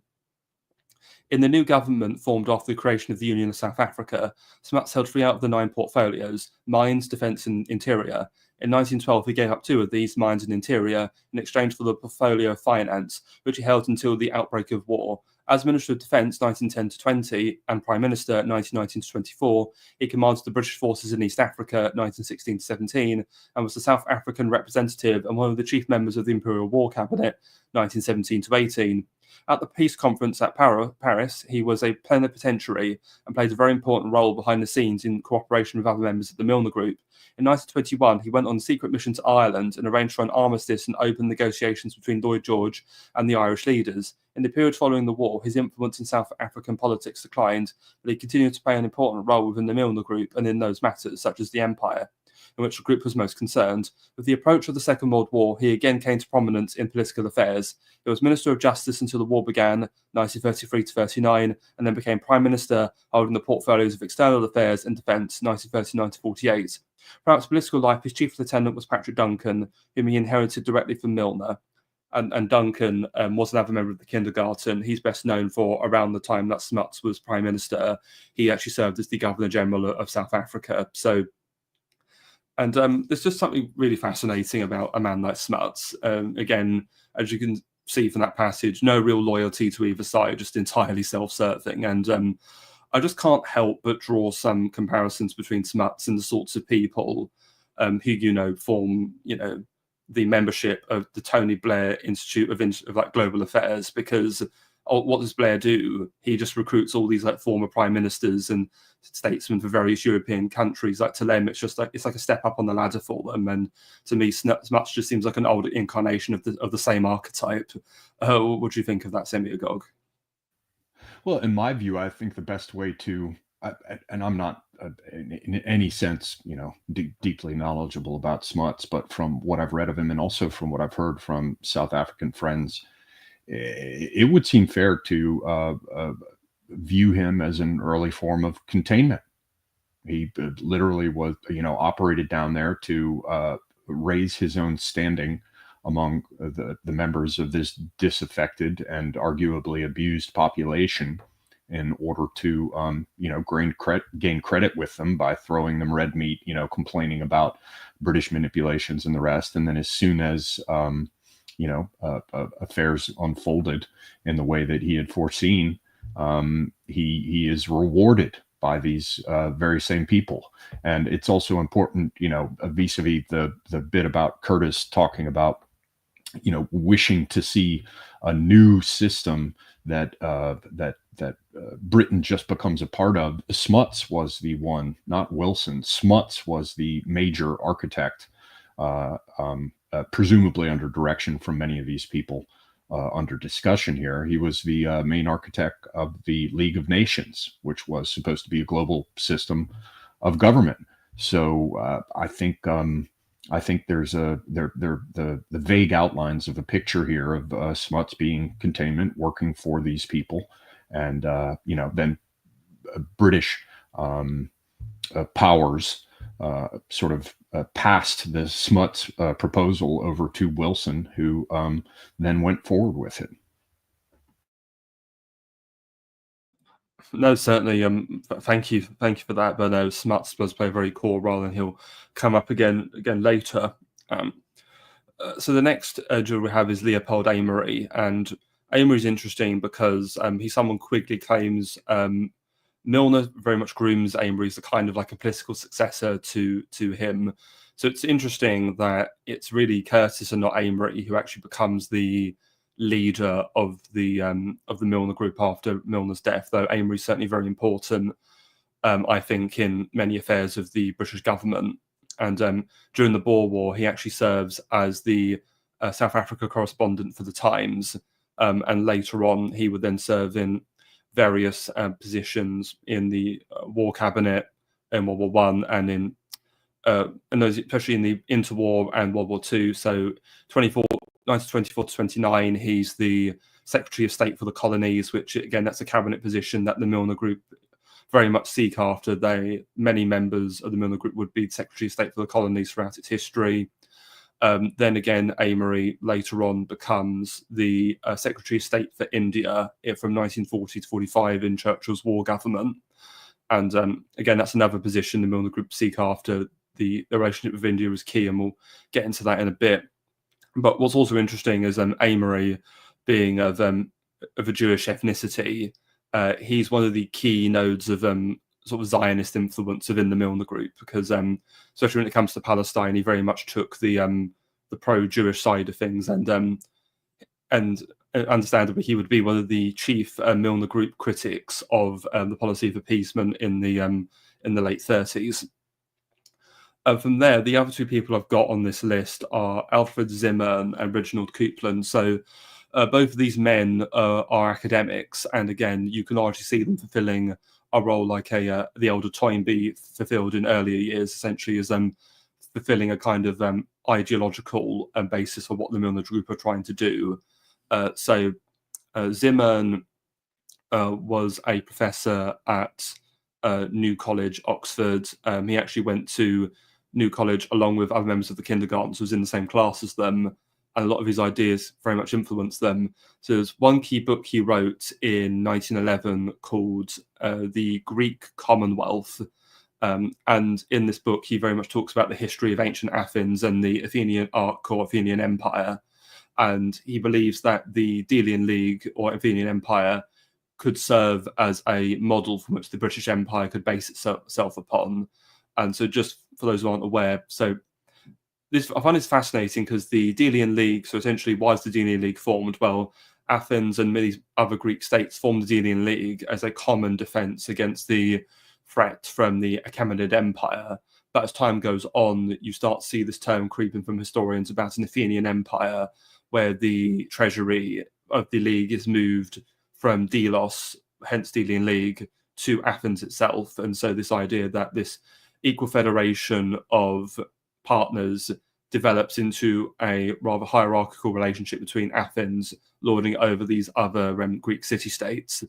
And Zimmern is actually very critical of Athens' sort of course, believing that it was doomed to become this sort of tyrant of these other Greek city-states. And if she kept to these, ideas of free and democratic principles, this is actually something that Britain should do and avoid. And I really think this is fascinating because if you think about it, the British Empire, in a way, especially what the Milner Group do, almost as the inverse of the Athenian Empire, where the Athenian Empire started out as a loose federation of Greek city-states and coalesces into a kind of a system of protectorates under Athens. The British Empire starts out as obviously a country, Britain, a largely naval and maritime power like Athens was, again, lording over these various colonies and protectorates, and then slowly reforming and decentralizing itself into the Commonwealth of Nations, this grand network of democratic, responsible government. So is there anything you have to say off the back of those ideas of Zimmern's Semi? Or only that certainly the parallel with the Athenians and their naval power, and having to deal, as is discussed by Thucydides, with the Spartans, which are the great land power, and how they, after a fashion, won in the end. The grand strategy stuff of people like Mackinder, with the idea of naval powers and rimland versus the Soviet Union, or Russia, and later the Soviet Union, and again Russia, as controlling the heartland, and the way in which the naval power should be used to contain these great land powers. And we see it continuing to this day with the United States and Britain going after Russia and using the same sort of tactics. There's a certain amount of strategic continuity there that's acknowledged by the strategic thinkers. Oh, no, certainly, thank you. And I just want to address a comment in the chat. So, Blair's a shadow of men like this. This man is a grubby salesperson for big tech, shameless grifter. Well, one I'm really trying to get across is I feel on some level, Caravaggio, that Blair is almost like the logical extreme of someone like a Milner or one of these other members of the Milner group. That, because again, something Quigley does is he actually names James Burnham and says that in his view, he sees Milner as a very early archetype of a managerial elite. And I very much agree with him, because what does James Burnham say about managerialism? It's this network of these sort of professional managers who take over these various bodies, institutions, and steer them towards their goals. And this is exactly what the Milner Group do. And, in the managerial revolution, Burnham says that the first three managerial regimes were Nazi Germany, the Soviet Union, and the FDR's America. But I almost feel on some level you could make an argument that Britain, under the increasing influence of the Milner Group, you could almost argue is a kind of a quasi managerial regime. What do you think on that, Semi? I agree with it completely from what I know of British public schools and the way in which, certainly during the imperial period, and it's perhaps declined after that, but the idea was the technocrats who were the capable administrators who operated behind the scenes and themselves formed a kind of deep state, because they were the ones who stayed while the elected figures came and went. We see a kind of technocratic managerialism. And, these are people who were, look at Milner himself, who was charged with, sorting out finances. And his first role is as an imperial administrator. So we have very much a kind of managerialism. So I would I would very much agree with it. And we see indeed, as you pointed out earlier, that many of these people were focused on getting the position as what was it? What's the technical term for it? The secretary for the colonies. So Secretary of State for the colonies, Secretary of State for India, and the Viceroyalty of India itself were three well sought after positions within the government that the Milner Group sought after. Because these are going to be areas where there's going to be much less concern about the electoral politics and or the surface aspects of these affairs. What they really care about is getting in there and getting their administrators in, and getting the things done that they want to get done in areas of the British possessions where there's going to be a lot less public scrutiny back home because of distance, because of delay in news arriving, and the general focus people have for the things that are closest to them. No, certainly.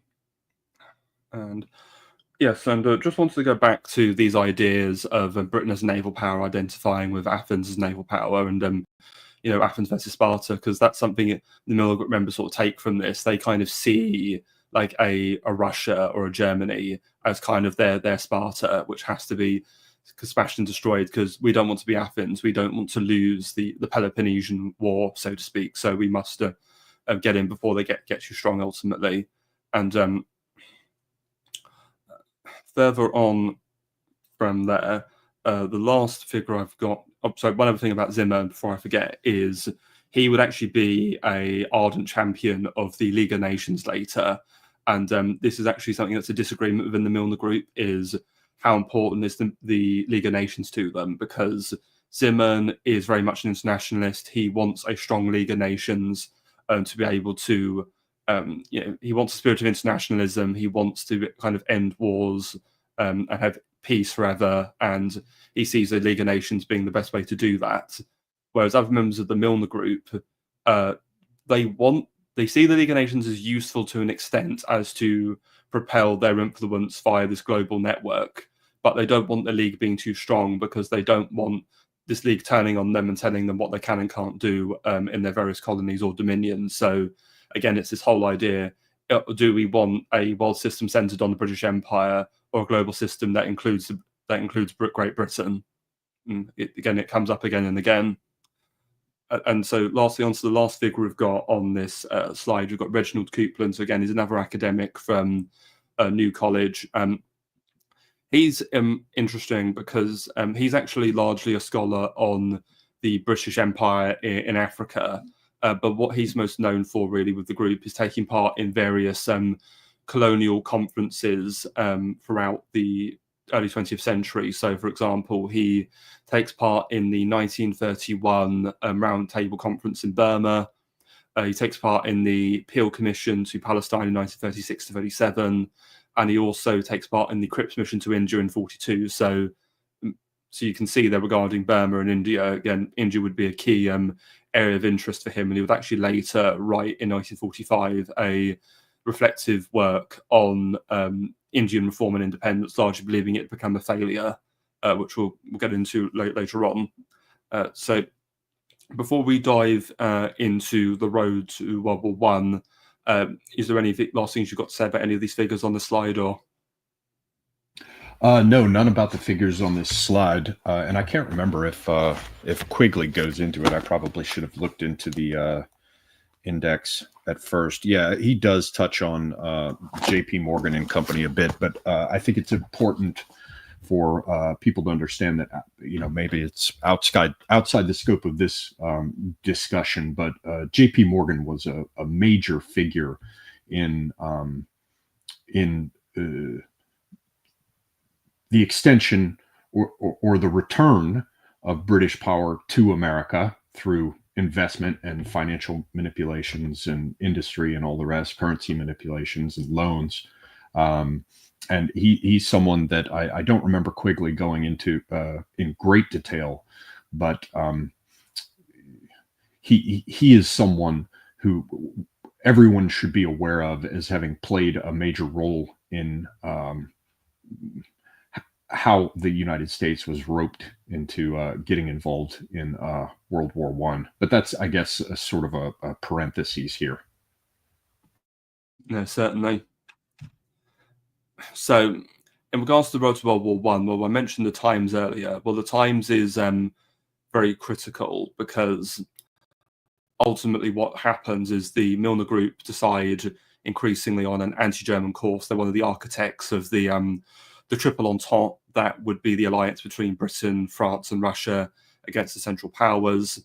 One of the ways they help do this is with their control of the Times. What they do is they suppress any pro-German sentiment within the elite or the journalistic classes, while also they amplify any Anglophobic sentiments from the Germans, while also suppressing any Anglophilic aspects in the Germans as well, because the Germans aren't all like hatred of the British. Many of them actually wanted an alliance, and it's very interesting that Milner decides to take the group down this path towards war with Germany, because obviously one of his mentors, Joseph Chamberlain, he is someone who actually wanted a formal alliance with Germany and didn't really see them as a threat. So it's interesting how Milner goes down this very, very different route. But I mentioned earlier as well, with the Cecil bloc, you've got these three core liberal members. So you've got Asquith, who's the Chancellor, later Prime Minister, and then you've got Grey as Foreign Secretary and Haldane as Minister of War.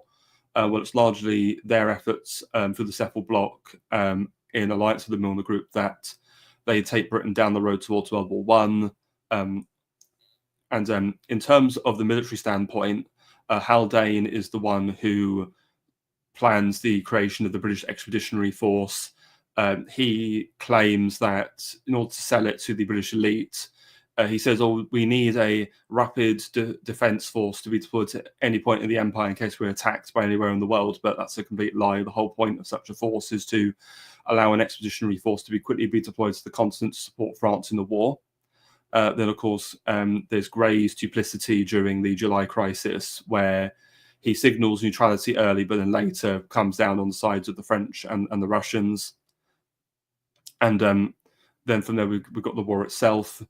So what's also interesting is, as you know, for Britain was one of the few powers to not implement conscription throughout the early stages of the war, while all other powers did, largely using a volunteer army. However, by the middle of 1916, after significant casualties, Britain does adopt conscription.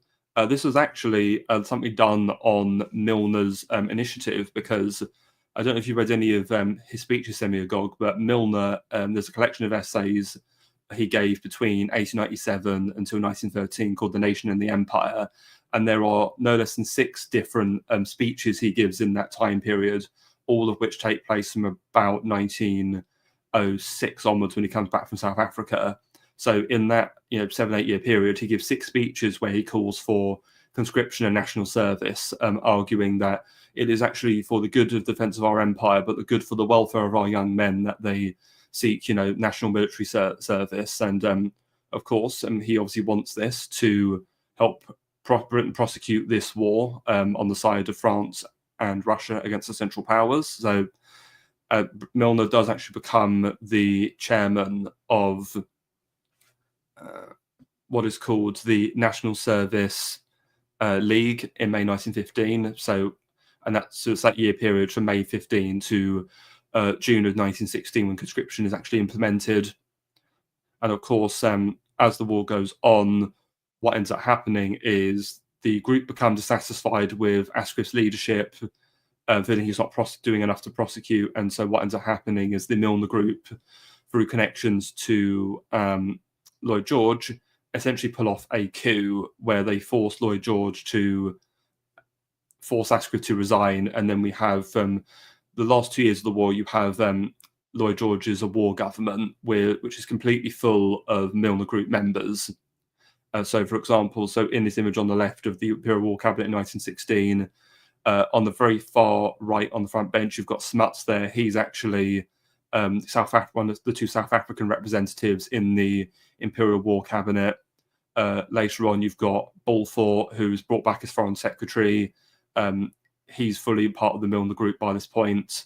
You then have obviously Curzon there, who's a member of the Cecil Bloc, then Milner himself, and also at the very back on the far left, you've actually got Leopold Amery.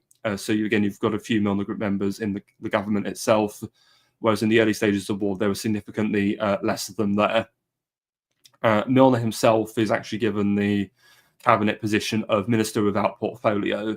And now what does that mean? Well, Minister without Portfolio does not have any specific responsibilities within the remit of a British cabinet. Its role is to be entirely defined by the Prime Minister, and Lloyd George does this so that he can essentially have Milner as essentially his personal unofficial advisor. And the remit of a Minister without Portfolio means Milner's quite flexible in what he can and can't do. And so furthermore, from there, later in the war, he later makes Milner the Minister of War from April 1918 to January 1919.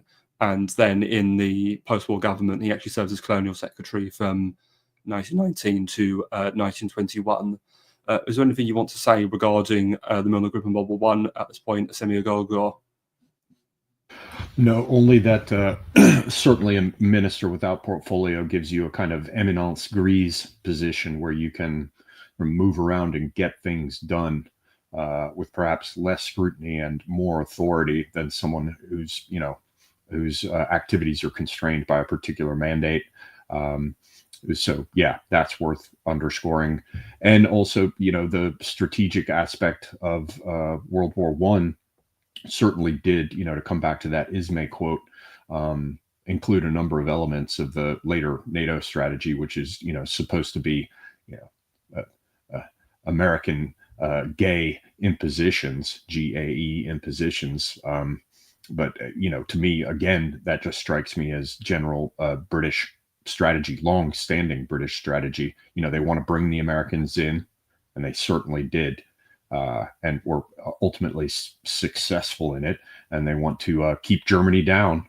Now, whether or not at that point there was concern with keeping the Russians out, I don't have enough knowledge about the grand strategy. Certainly the Russians were allies, but I don't think anyone would have been happy to see Russia asserting itself more strongly in Europe. Indeed, the British policy at that time had been to work with the Poles, certainly with people like Piłsudski, and to work with the Japanese and to encourage the Japanese and the Poles to work together to apply this strategy of carving off parts of the Russian Empire. So anyway, that's a tangent, but what I was trying to say is that, this so-called NATO strategy is actually deeply seated in long-standing British strategy, which presumably applied during the period of World War One just as much as later. Oh no, certainly. Thank you. And this is also interesting, the idea of bringing the Americans in, because on the right I've got the Astor couple, Waldorf Astor and Nancy Astor. So again, this is another American connection, because Waldorf Astor is a British-born American politician. He's made an MP shortly before the war, though around the end of the World War One, he gets made a lord. So his wife here, Nancy Astor, is a daughter of important American financier and socialite. In fact, her sister as well actually marries Robert Brand, who we mentioned earlier. So again, you've got this family connection between Brand and Astor. And also during the war, Astor and Kerr are both made the personal secretaries to Lloyd George. So not only is Milner advising Lloyd George in this ministerial role, he's literally got his guys in there, access to, Lloyd George's private correspondence. So he's literally got men everywhere in the government, so to speak. So it's a deep penetration of the system, so to speak. Astor's fascinating because when he becomes a lord, he actually gets his wife elected in his seat, and she becomes the first female MP to take up a seat in the House of Commons. They both be very influential in the Tory party, with Astor himself. He later goes on to become the chairman of Chatham House, the Royal Institute of International Affairs, and as I mentioned earlier, it does become proprietor of the Times. and both Astors are actually very influential in getting Chamberlain in World War II to actually resign in favour of Churchill. So there's that element as well. Is there anything you want to say about the Astors at all, or? No, not specifically about them, as I don't know enough about it. But the entire period of World War I, from the perspective of trying to get the Americans in, is fascinating. And the British intelligence services literally poured resources into the United States to affect America's entry into the war. As I've discussed in the past, Aleister Crowley appears to have been one of those operatives. And many of these British intelligence services people worked very closely with J.P. Morgan to make this happen as well. So there was an enormous effort made by the British intelligence services to bring the United States into the war on their side, and there were no methods that they weren't willing to undertake, really, to make that happen. No, it's interesting you bring up Morgan, because Morgan was obviously one of the chief British financiers of the war, and an argument I've heard made by people such as Thomas 777 is that ultimately the American financial establishment were pressuring Wilson to say, you've got to intervene, because if the Allies lose, we're going to lose a lot of money, basically. So there was a very strong financial incentive to get involved. A financial incentive which arguably had been created in part by Morgan in order to create the necessary leverage. A lot of people don't understand that huge amounts of the money that Morgan was working with, it was British investment in our railroads. It was major British investment in our industry. You have people like Carnegie, who's famous as a enormously wealthy American industrialist. He was, of course, a Scottish Scotsman. There's quite a bit of that going on in the background, where huge amounts of British money pours into the United States quietly behind the scenes, and it creates the necessary financial and industrial, and with investment in railroads, logistical leverage. And indeed, even prior to World War I, there was this whole period. We can't really get into it at length here, but the whole period of the Great Rapprochement really amounted to Britain deciding, well, hell, let's try to get along with the United States and use them. In particular, there were questions about whether the United States would be the best naval force to take care of things in the Pacific, where it was harder for Britain to assert itself because of the distances involved.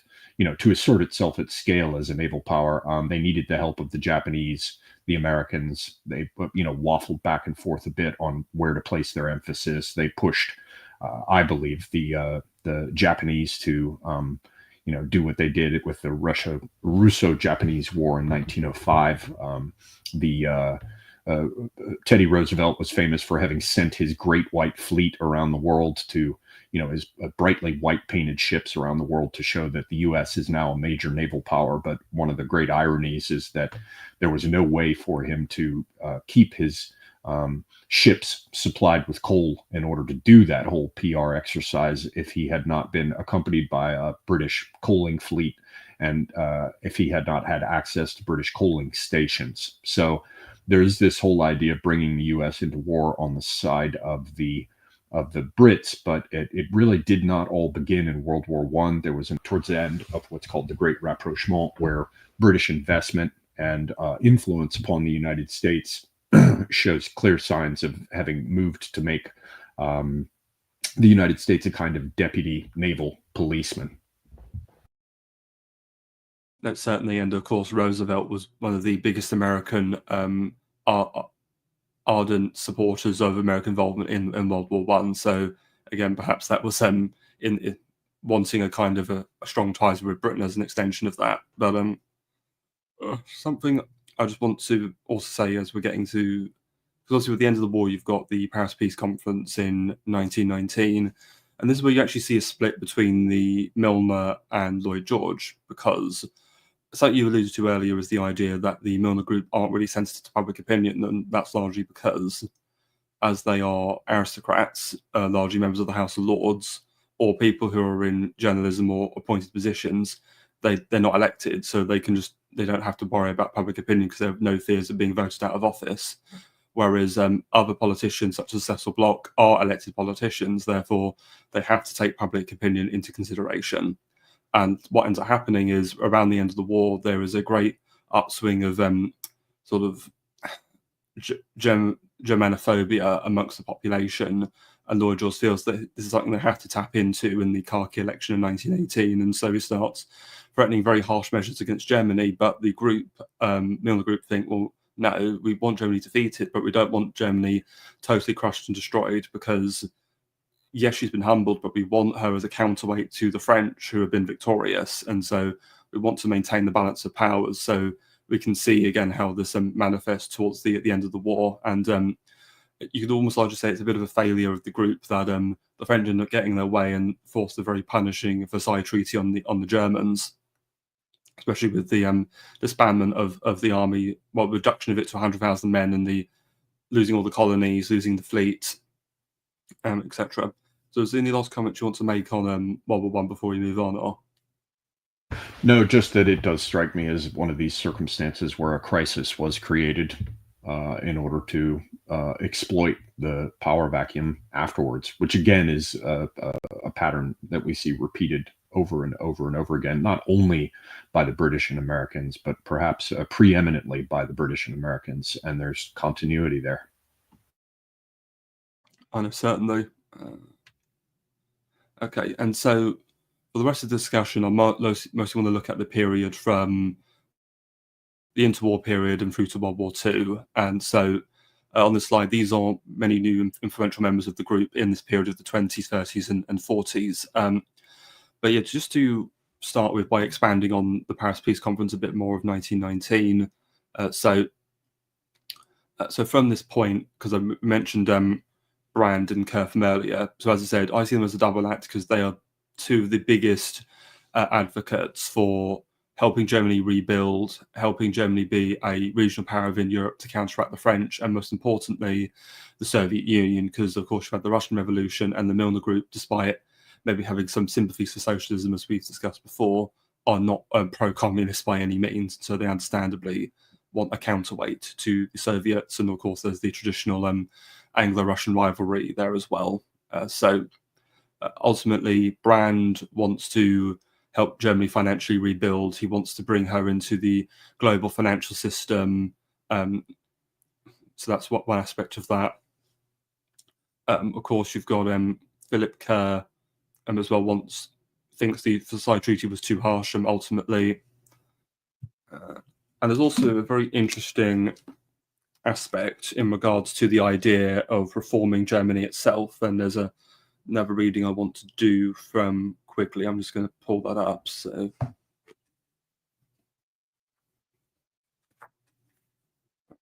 okay, so in the first place, it is not possible to distinguish between good Germans and bad Germans by any objective criterion. The distinction certainly could not be based on who was in public office in 1914 to 1918. In fact, the overwhelming mass of Germans, almost all the middle classes, except a few intellectuals and very religious persons, a considerable portion of the aristocratic class, at least half, and certain segments of the working class, about 1/5, were bad Germans, in the sense in which the Milner Group used that expression. In their saner moments, the group knew this. In December 1918, Curtis wrote on the Round Table on this subject as follows: "No one class, but the nation itself was involved in the sin. There were socialists who lit their lips over Brest-Litovsk, all but a mere remnant, and those largely in prison or exile, accepted or justified the creed of despotism so long as it promised them the mastery of the world. The German people consented to be slaves in their own house as a price of enslaving mankind. If these words had been printed and posted on the walls of All Souls, of Chatham House, of New College, of the Times office in Printing House Square, and of the Round Table office at 175 Piccadilly, there need never have been a second World War with Germany. But these words were not remembered by the group. Instead, they assumed that the bad Germans were the small group that were removed from office in 1918 with the Kaiser. They did not see that the Kaiser was merely a kind of facade for four other groups: the Prussian officer corps, the Junker landlords, the governmental bureaucracy, especially the administrators of police and justice, and the great industrialists. They did not see that these four had been able to save themselves in 1918 by jettisoning the Kaiser, who had become a liability. They did not see that these four were left in their positions of influence with their power practically intact. indeed, in many ways, with their power greater than ever, since the new democratic politicians like Ebert, Schneidmann, and Noschke were much more subservient to the four groups than the old imperial authorities had ever been. General Gruner gave orders to Ebert over his direct telephone line from Kassel in a tone of directness that would never have been used to an imperial chancellor. In a word, there was no revolution in Germany in 1918. The Milner group did not see this because they did not want to see it, not that they were not warned. So there's this very interesting tension. So what Quiddick's trying to get across is that the Milner group were by no means pro-German, considering Curtis's comments there on them all being evil despots. But there was very much a pragmatic argument that we need to maintain the balance of power. However, Quigley's assessment there, I think, is the argument he makes in the book that I have the most strongest disagreement with, because he argues that had the Milner group basically been more punishing towards Germany in line with the French aims, World War II never would have happened, which I strongly don't agree with. World War II happened because Britain ultimately refused to come to an agreement with Germany, and so Germany saw an agreement with the Soviet Union in order to revise the entire Versailles Order. What's your thought on that? I'm just not knowledgeable enough about 20th century history to have much to say on it. It just echoes that same basic strategy, which is to keep Germany down and to keep the Americans in. And by Americans, I think from the perspective of British strategy, the idea is that Americans just become a new center of gravity, performing the same function that the British Navy and British taxpayers used to perform. Now, the American taxpayers in the American Navy, as well as the military writ large, perform that function. But here we see the idea is to keep Germany down, not to get rid of it, because they do want to maintain that control on the continent. I think the Brits, my highly controversial hypothesis is that the Brits were pissed off after the American Revolution, and they were central, I believe, to this hypothesis, but central to bringing down France and having it descend into war. It had the odd and ironic little wrinkle of having produced Napoleon, which they then had to deal with. But after that point, they began to bring France into line, and to where they couldn't control France, they certainly got France to operate with them. One major example being the Crimean War. There's certainly all sorts of cooperation between the French and the English in terms of redrawing maps in West Asia or the Middle East or whatever. So they had France on side, more or less, and they had allied with them in many respects, but they didn't want France to get too powerful on the continent either. And so they had to make sure that Germany was not extinguished. They needed it as a balance, both to France and also as a bulwark against forces in the East. Subsequently, it seems that the focus has shifted to what they call the Three Seas Initiative, this whole project with Poland and the Baltic states and the attempted color revolution in Belarus and all the stuff that's going on in Ukraine. Germany has become less and less important for the grand strategists of the North Atlantic now. And so Germany has been allowed to shrink even further in favor of, for example, putting military bases in Poland and arming the Poles and the entire project Ukraine. I can't say much about what you specifically asked, but hopefully that provides some bigger geostrategic context for the same questions they were attempting to address at the time. No, thank you for your contribution there. So now also talk about this idea of bringing Germany into the international financial system. Well, obviously after the war, the Germans had to pay reparations to the Allied governments, and France in particular. This culminates in the crisis of 1923.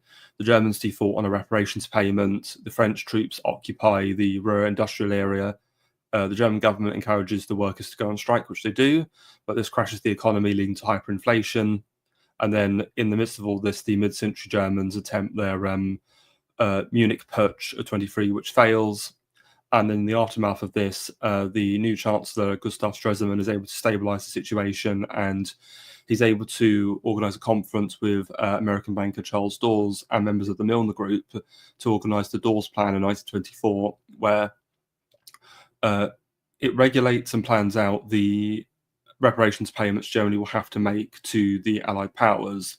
But realizing Germany, they obviously don't want to risk of them defaulting again, what they do is they agree for a large amount of American credit to be given to the Weimar government in order to facilitate economic growth and expansion, so that Germany can economically rebuild to pay off this reparations in the long term. And so they're essentially investing, and you can almost think of it like an investment. We're going to invest in this country, which we can keep extracting financial resources from. How lovely.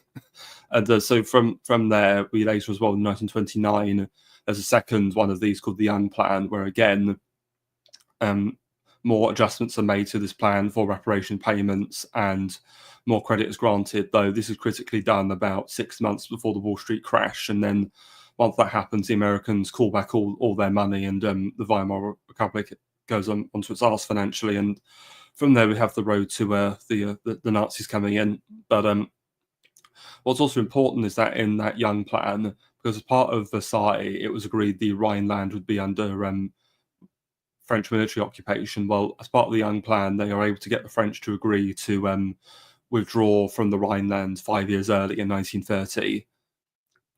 And then, of course, from there, we have Hitler reoccupies the Rhineland in 1936 in a flagrant violation of the Versailles Treaty, as well as the Young Plan, because the Young Plan did guarantee the borders of France and Germany and Belgium, and that if any of those powers tried to push the border or launch an attack, both Britain and Italy had the right to intervene. So again, they're kind of creating this frozen border situation between the French and the Germans. Again, all with that balance of power. And then, of course, from there we have the various sort of German demands. Obviously, you've got the Anschluss of Austria, and then, of course, in 1938 we've got the Munich Agreement, where the British government under Chamberlain concede to Germany carving up Czechoslovakia, annexing the Sudetenland. And it's also important during this time to look at now some of the members we've got here of the Milner Group. So they during this time they dominate the Foreign Office. So from 1931 until 1940, you have John Simon here on the right. So from 31 to 35, Samuel Hoare comes in for a few months after serving as the colonial secretary. He's forced to resign after the Hoare-Laval Pact, and then he's succeeded by Anthony Eden, who is being shadowed by Edward Wood here before Wood comes in himself. This is Lord Halifax in 1938 and serving that role until 1940. So again, Milner Group securing their influence over the Foreign Office to ensure their policy of appeasement is met, though I will admit I hate that word appeasement. I think it's what some people call appeasement, I just call them sensible diplomacy, where you actually talk about powers and try. Yeah, just diplomacy at all. They're like, don't get involved in appeasement. Like what, negotiation? Yeah. And it's the same with Russia today, isn't it? Oh no, you can't go appeasing Putla. No, you must talk about the Russians, not talk to them.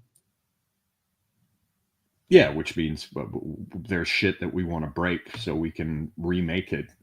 So stop trying to talk and settle this. Let's get busy breaking it. No, certainly.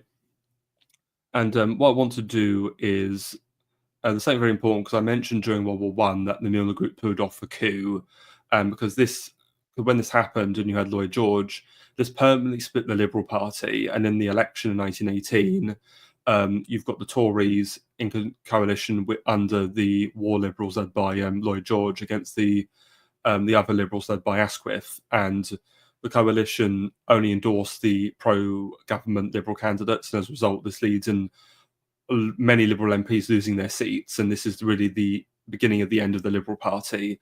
And this is really finished in 1931, because what happens is so obviously the Tories come in in 22 to 24.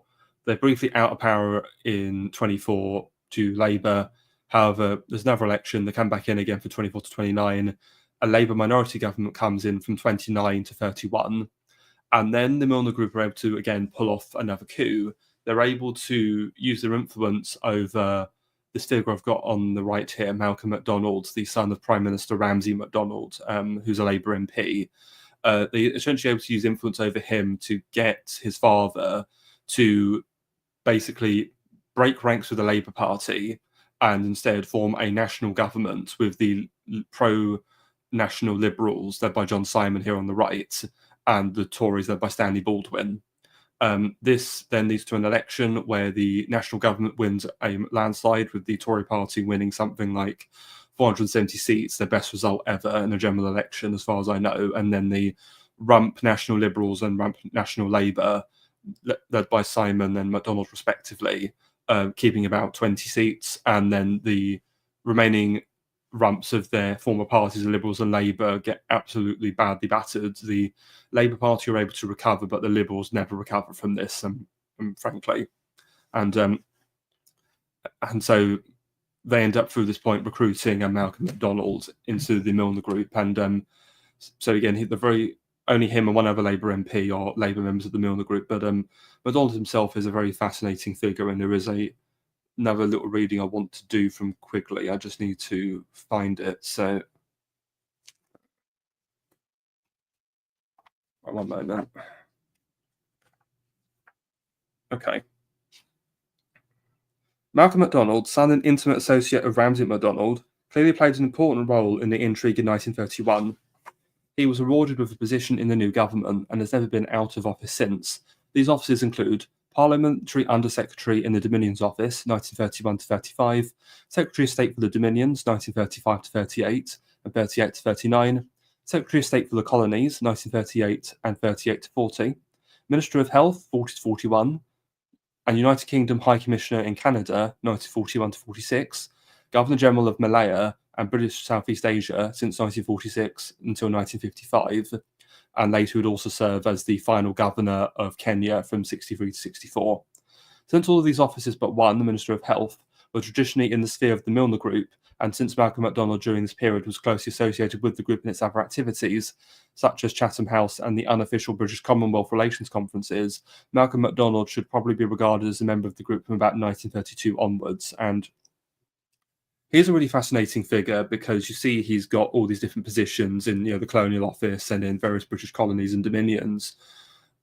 It was actually Malcolm MacDonald's stated life's work to end formal British imperial rule throughout its colonies and empire. And so it's interesting, is again, he's another example of the transition of the Milner Group from, again, being, instead of a world order run by the British Empire, we're going to have Britain subsumed into a world order of all of these colonies, and we're all going to have this Commonwealth of responsible governments. And he very much served that in action by serving as the High Commissioner in Malaya and later in Kenya. So, and again, another link back to socialism, considering he was a Labour MP. So I don't know, maybe there's more of a through line between Milner's socialism and reorganisation, globalism through decentralised responsible government. Is there anything you want to say off the back of that, Semiogogue, or? Not really much I can say, because it's the later part of the books that deal with the more recent events, and I have not yet digested those. Okay, that's all right. No, just again, really just showing you the diverse cast of characters that the Milner Group were recruited, and how, based on the membership, how the group as a whole really changes with time. And what's this? Imperator Forge, Malthusian and Fabian. Yes, very much so. Of course, so MacDonald himself does resign in 35 due to ill health, and that's when Stanley Baldwin takes over until he resigns in 37 and replaced by Chamberlain. So now it's sort of worth going over ultimately the Munich Agreement, because this is where we, I think, for the first time, really see a very strong disagreement and almost split in the Milner Group, because prior to the Munich Agreement, they're very much united on the idea of a strong Germany counterbalancing France and the Soviet Union. But after the Munich Agreement, very a significant proportion of the membership very much turn against Germany because at some level they think the Germans have gone too far. Personally, there's also other reasons. For example, Leopold Amery, I think, is the main real champion of the anti-German Milner Group members, and again, I think that's largely down to his ethnic heritage, shall we say, is why he adopts that position. But of course, as well, there are again other concerns. Some also think Germany's getting too powerful, so again, they want to try and clip Hitler's wings by propping up Poland, but obviously that doesn't work out in the long stretch of things. It's also worth talking about what happens with Mussolini's Italy, because there's a very interesting affair, because I mentioned earlier Hoare resigns over something called the Hoare-Laval Pact. Well, Hoare, when he becomes Foreign Secretary in 1935, this is the same year that Mussolini launches the Second Italian-Abyssinian War, where he tries to conquer Ethiopia. Obviously, League of Nations denounces this and wants to sanction Italy and kick them out the League.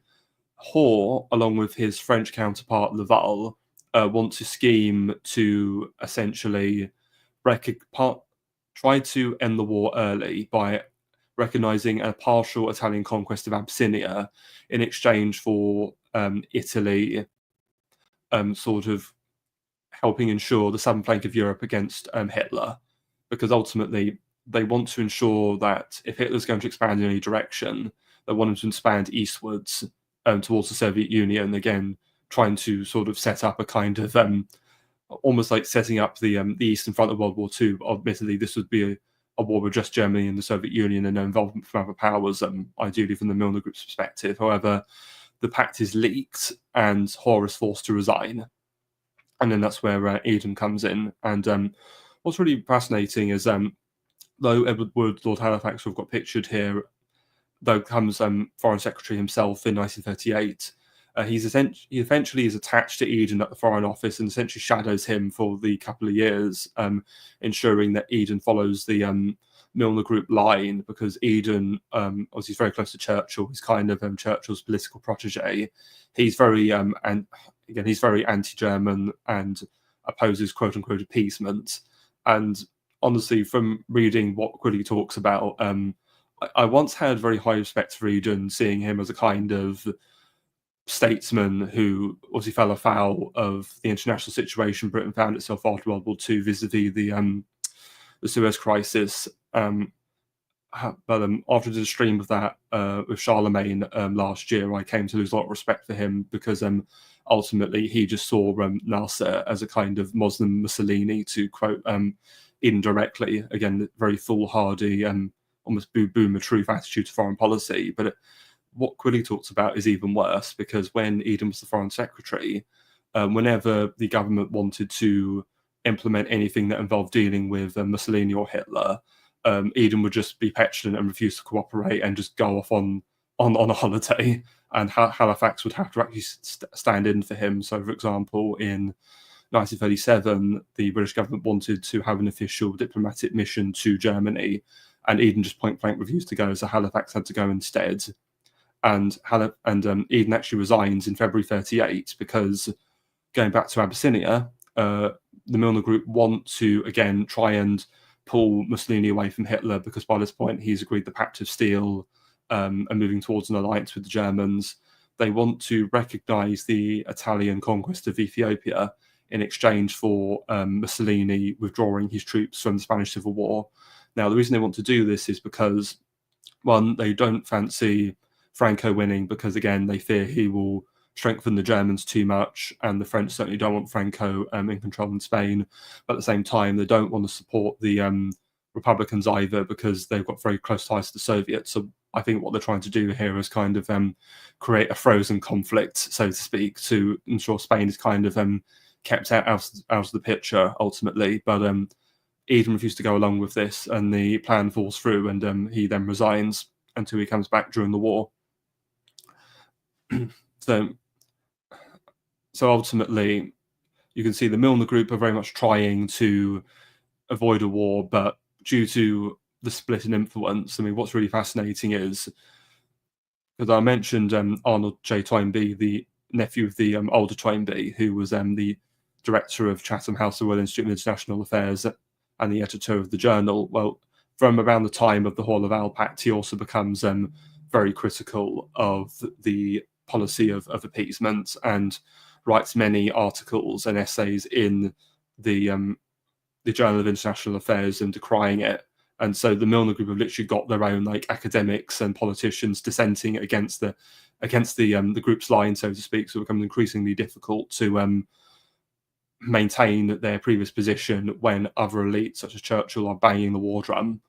And so there's a very peculiar situation where Philip Kerr himself essentially states that, well, we will consent to declaring war on Germany, but we won't consent to a waging war on Germany. And so this is how we get the phony war, where during the first 6 months of the war, Britain doesn't do anything and just allows Poland to be carved up by the Germans and the Soviets. So this idea that if we just try to restrain any kind of hostile action while we're formally at war with the Germans, we might be able to come to sign a peace negotiation, which I think is an interesting way of trying to ensure as much goodwill as possible despite the circumstances. But ultimately, in the end, they do decide that they do need to maintain the war with Germany. And as I said earlier, the Astors are very influential in ensuring Chamberlain's resignation and Churchill coming in.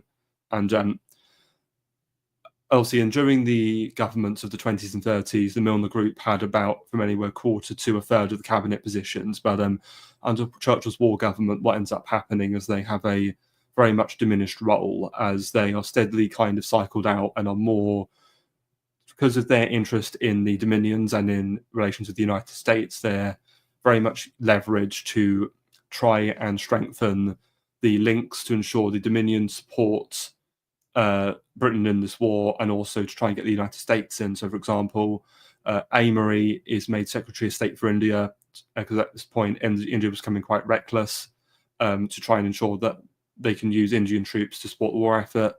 Halifax stays as Foreign Secretary, but what ends up happening is at the beginning of the war, Philip Kerr, as I mentioned, was made the ambassador to the United States. And it's been argued that Kerr, other than Winston Churchill himself, was one of the main architects of the American involvement in World War II. And it was also, to be believed from what I've read, was also one of the main elite who was able to persuade enough of the American elite to sign off on the Lend-Lease Act to provide war material for the official American involvement, though somewhat ironic that most of that aid went to the Soviet Union, a power Philip Kerr had originally wanted to be somewhat contained by the Germans. So funny how his position on that changed ultimately, maybe not to his long-term intentions. But Kerr, as I mentioned before, does die in 1940. And then what happens is Halifax, who is serving as Foreign Secretary, he's actually moved over and made the new ambassador to the United States for the rest of the war. And I find it's really interesting about the nature of the British relationship with the United States, that it's seen as more important for Halifax to be ambassador to America than he is to be Foreign Secretary. So it really, I think, on some level, perhaps shows the declining importance of Britain within the international sphere of things, and the increasing importance of the United States, especially in terms of getting the Americans involved in the war. Is there anything you want to add in relation to that at all, or? Well, yes, there is. Thank you. It's been mentioned in the chat, as somebody posted, none of these people actually rule anything anymore. The establishment is neither Anglo nor American. I agree with that and disagree with it simultaneously. I take the point, but I don't believe that the Americans or the Anglos have ever been fully driven out of leadership positions. It's a coalition of sorts, and in order to understand what I think is going on during this period, it's just a hypothesis at present, but we have to go back a little bit. Balfour is one of these figures who is related to the Milner Group and to the Cecil Group before, and basically during World War I, the Brits really, really want to bring the United States in to save their bacon, to pull their chestnuts out of the fire, as it were. And there is resistance to this. And the resistance only disappears when negotiations have been made about the creation of a new Jewish homeland. You've got the idea of, well, not, wait a minute, am I mixing these up with World War I and World War II? Let me get my ducks in a row. Hang on, and get my dates right. Yeah. So basically, negotiations are made, with Sykes and Picot type people and the rest, how there's going to be a project to establish a Jewish homeland, ultimately, a mandate of Palestine or whatever. And what many people don't know, except people who've dug into this, is that originally the hopes of European Zionists, many of whom, if not most of whom, were in German-speaking territories, the hopes of these people lay with the Ottoman Empire, which had control of that territory and would have to make some sort of concession or allow it in order for it to happen. And the closest European ally of the Ottomans at that time was the Germans. The Germans and Ottomans as central powers were fighting together. So the hopes of European Jews for the creation of a homeland lay with the Germans and had for quite some time. And they were hopeful that if they were faithful, subjects of the German Reich and fought and the rest, and many of them did, that in the end, their sacrifices and the rest would be recognized, and the Germans, if they were successful, would apply pressure or ask a favor from the Ottomans and have some sort of Jewish homeland set up. But I think what happened is you had a group of Jews in the United States who were very wealthy and powerful, and many of whom, even at that point, were beginning to exercise a great deal of control over media. And you had huge influxes of Jewish migrants from Eastern Europe and the rest. And they basically said, hey, we'll be willing to put our weight behind Britain rather than Germany, or in the case of the Americans, sitting it out and basically vetoing or blocking the movement of the United States military into Europe in World War I. We'll be willing to stop blocking it if we get a better deal from you than the one that our European co-ethnics or co-religionists are expecting from the Germans, something much more explicit. And all these negotiations happen behind the scenes well before the Balfour Declaration is signed. And then it's signed, and the Americans come in the war and they save Britain's ass. I'm not saying that they had the most casualties. I'm not saying they did most of the fighting. I'm not saying we saved Europe in that respect, but we did turn the tide and make it possible for Britain and France to come out on top. I'm not saying we didn't exploit it afterwards, but you have a situation where American Jews shifted their focus and allegiance, or let's say partnership, to be more accurate, from hopes and expectations for the Germans to hopes and expectations for the Brits. And then what happens is, things don't unfold in the Mandate of Palestine as the Jews would hope. The Brits, for any number of reasons, don't end up giving the Jews there everything that they want, or the Zionists there everything that they want. And so there's a great deal of frustration and dissatisfaction. Remember, there's a major Jewish player in all of this from very early on, who is, of course, Lord Rothschild, who is the executor for Rhodes's will early on. And Quigley tries to jump right over that.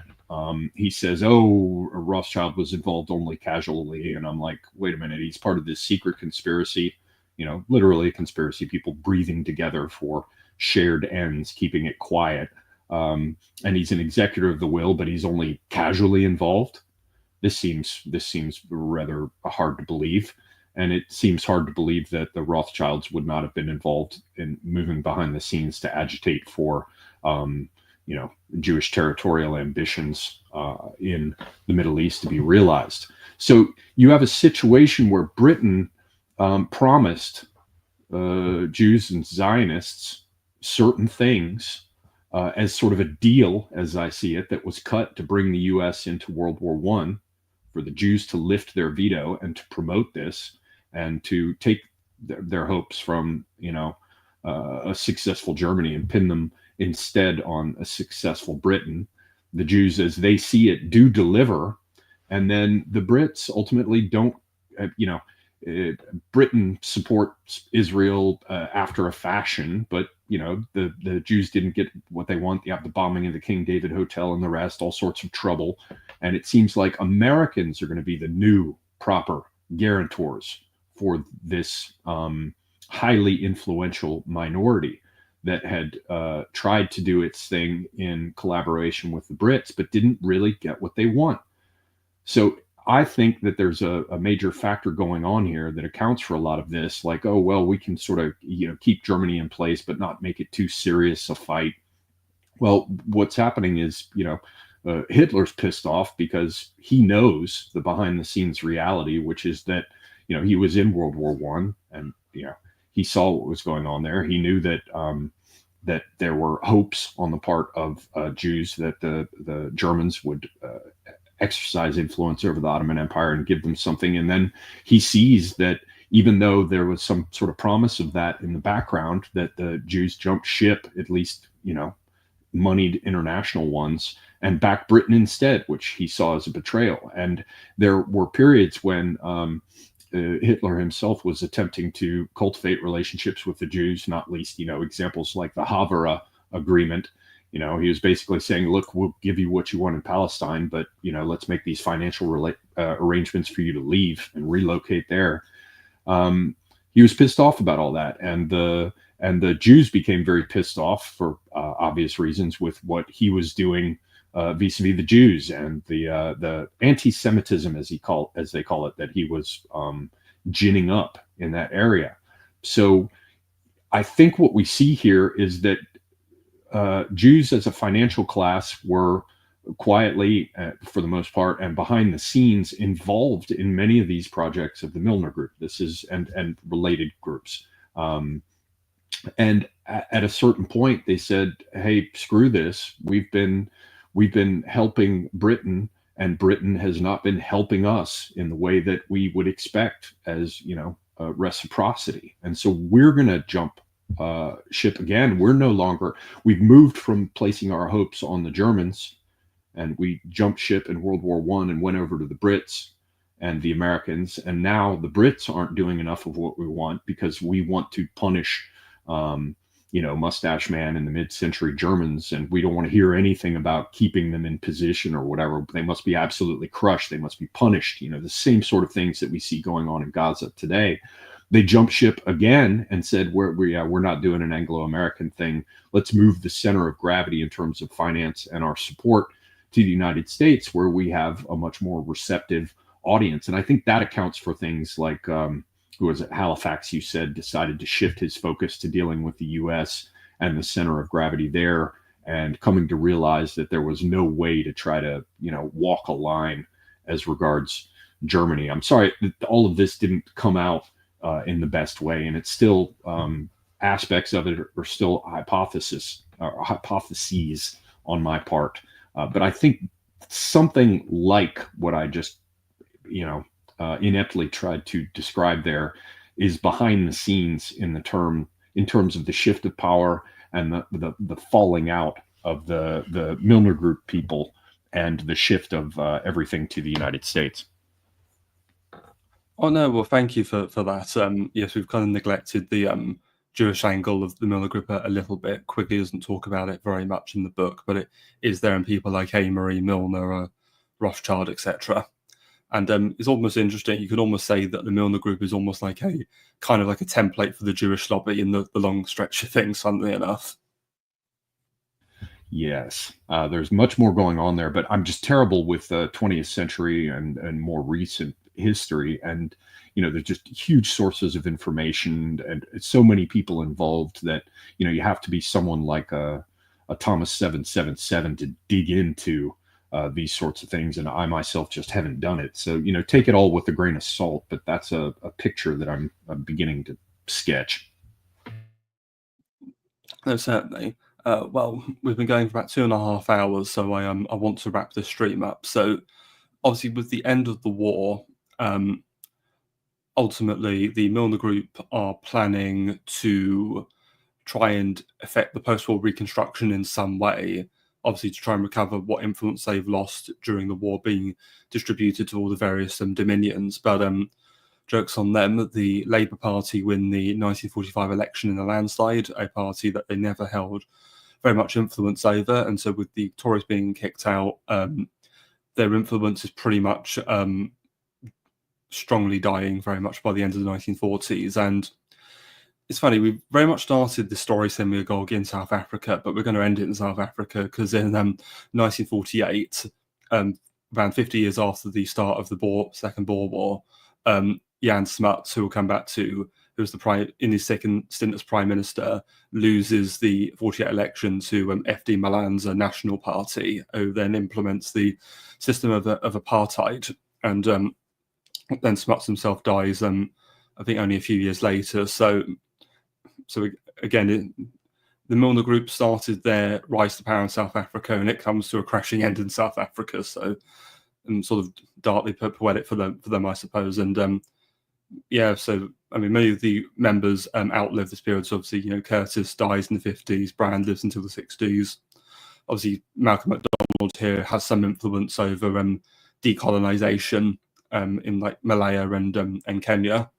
But other than that, the influence network as a group is kind of over pretty much by the end of the 1940s. And so is there any sort of final comments you want to make over the broad conversation that we've had, or?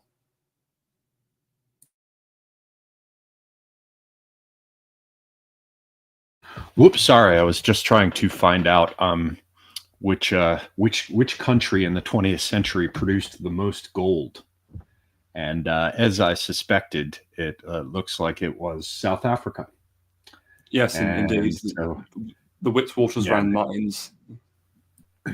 Yes, and of course, the famous Krugerrand and all of that. I think it's interesting that it started in South Africa and ended in South Africa, so to speak, with the intent, the strong decline in British influence in South Africa and the rise of Boers to some extent. All of this needs to be paid for. If you're going to be buying positions and operating behind the scenes and endowing, colleges in the major British universities and, greasing the skids to make things happen, you need a lot of money. And this story starts with the seizure of British control over, a gold-rich area, and it ends with these guys losing control over a gold-rich area, which I think might be a part of this story as well. Certainly as regards bankers and merchants of various kinds, and the ability to fund things. What's interesting is that these days, apparently, in most recent history, China is the country pulling the most gold out of the ground. So I don't know what that has to do with anything, but that's the only thing I can sort of throw there as a closing thought with this, having the story start in South Africa and end there. Then the other thing that I would just say, sort of as a general picture, is the United States, the whole revolution was a revolution on the part of Americans to free themselves from British control. Our American national anthem is about Britain attacking us. Again, our war of independence was against the British, but suddenly, starting with what's called the Great Rapprochement, and then certainly by World War I, we're said to be in a special relationship, even though the largest ethnic group in the United States, other than those of Anglo background, it's Germans and Irish. Yes, fair enough. And so we see this strange picture, which I believe is my interest in the Anglo-American establishment as a book comes from this bigger sort of puzzle about the relationship between Britain and the United States. And I think it's important to understand that there was a kind of recapture of the United States. And then that got turned around. I had an old friend who back in the day said, in a fight, what you need to understand is when anyone reaches for you, they've given you a handle. And we saw, I think, established to my own satisfaction that Britain, through people like J.P. Morgan, after the end of the war between the states and up to a kind of climax with the Great Rapprochement, people like Morgan, the Gilded Age, New England families marrying in with British royalty, they reached out to the United States. They pumped huge amounts of money in, but that meant that there were ways in which America was for them, or became for them, too big to fail. And then they became dependent on loans and things from the United States with World War I, and then by World War II with the events that happened subsequently. And the little detail of the picture of Jewish and Zionist interests I threw in earlier, the hand that Britain had reached out to America to influence it, became a handle for powers that either were based in the U.S. or had shifted themselves there, and Britain as a country was thrown to the mat based on that leverage that became available because the Anglos had attempted to reach out to the United States and take control of it again in the first place. And so I think it's a bigger story. And as a context or a background for it, again, I think that with the rise of multipolarity, we've got a situation where the fallback position of the United States, or the elites based primarily in the United States, which they all operate transnationally, they weren't able to, capture all under heaven, as it were. And now they're forced to a fallback position. And that fallback position, I think, is, the remnants of the British Empire, New Zealand, Australia, Canada, the United States, Britain. Again, I think that explains why you saw Trump appear at the same time that Brexit happened, or just after Brexit happened, rather unexpectedly. And I think that there is a reassertion on the part of an Anglo-American establishment with a heavy Zionist admixture. And they're going to attempt to capture or recover, in the case of places like Canada, Australia, and New Zealand, their strong control, probably through organizations like the Five Eyes, to consolidate control there as a fallback position and retrench. So in terms of the broader picture with global geopolitics, I think that is that's the context for it. That's the background, or that's my hypothesis for it. Thanks very much for having me, and thanks for putting up with my meandering asides. No, you've been wonderful. It's been great talking to you, Semiogogue, and very, very sage contributions you've made.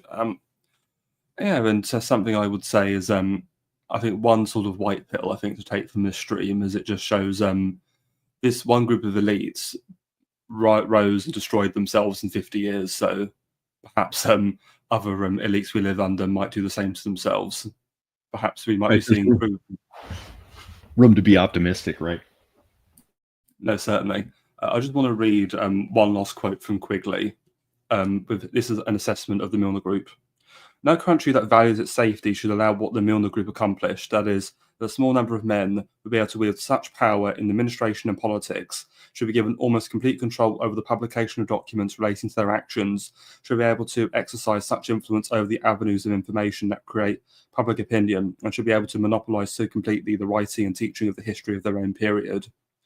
And what I find interesting on that quote is, I feel like on some level that almost applies to the elite we're living under, which you mentioned Musk earlier.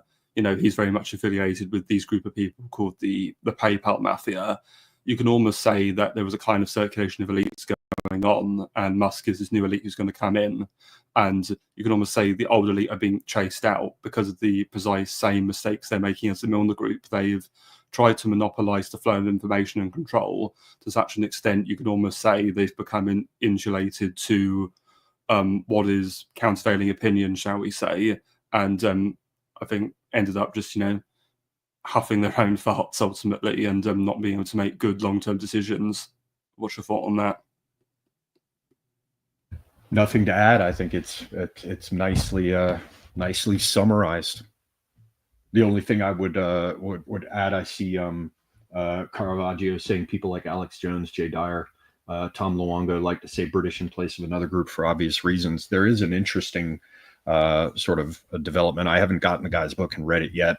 It's just another one of the damn things I need to do. But there's a Jewish or partly Jewish guy named Richard Poe, who has a book called How the British Invented Communism and Blamed It on the Jews. And it is very much, it's probably one of the resources that Luongo uses, although I'm not sure about that. I've never interviewed Luongo, but Poe makes the case that it's British intelligence services that have used the Jews after a fashion as a stalking horse and as partners. And he talks about how, Trotsky and other people like that had relationships with British intelligence. I think there's probably a good bit of truth to it, but as soon as you say that the Brits use the Jews, you have to ask, well, how could that not have been a mutually beneficial situation where the Jews were using the Brits? And I think that applies to things that we see with the United States as well, where everybody's like, the Zionists are in control, and then other people are like, no, the U.S. controls Israel and uses it as a cat's paw. I think there is truth to both sides of that. And to leave the subject of the Jews and just come back to the Anglo-American relationship, I think we've got the same sort of thing going on, where there's a symbiosis here where American elites and Anglo elites worked together for a transnational project that suited the interests of the people who were involved in it, who weren't truly Anglo or American. They're all transnational now, much like Elon Musk, who doesn't even have a house, or, like Soros, he's got nationality in one or more countries, at least one in the US, but, where are they really based? Where are transnational organizations really based? And to come back around to the central point I wanted to bring up at the beginning, I'm not saying England bad, America good, England bad.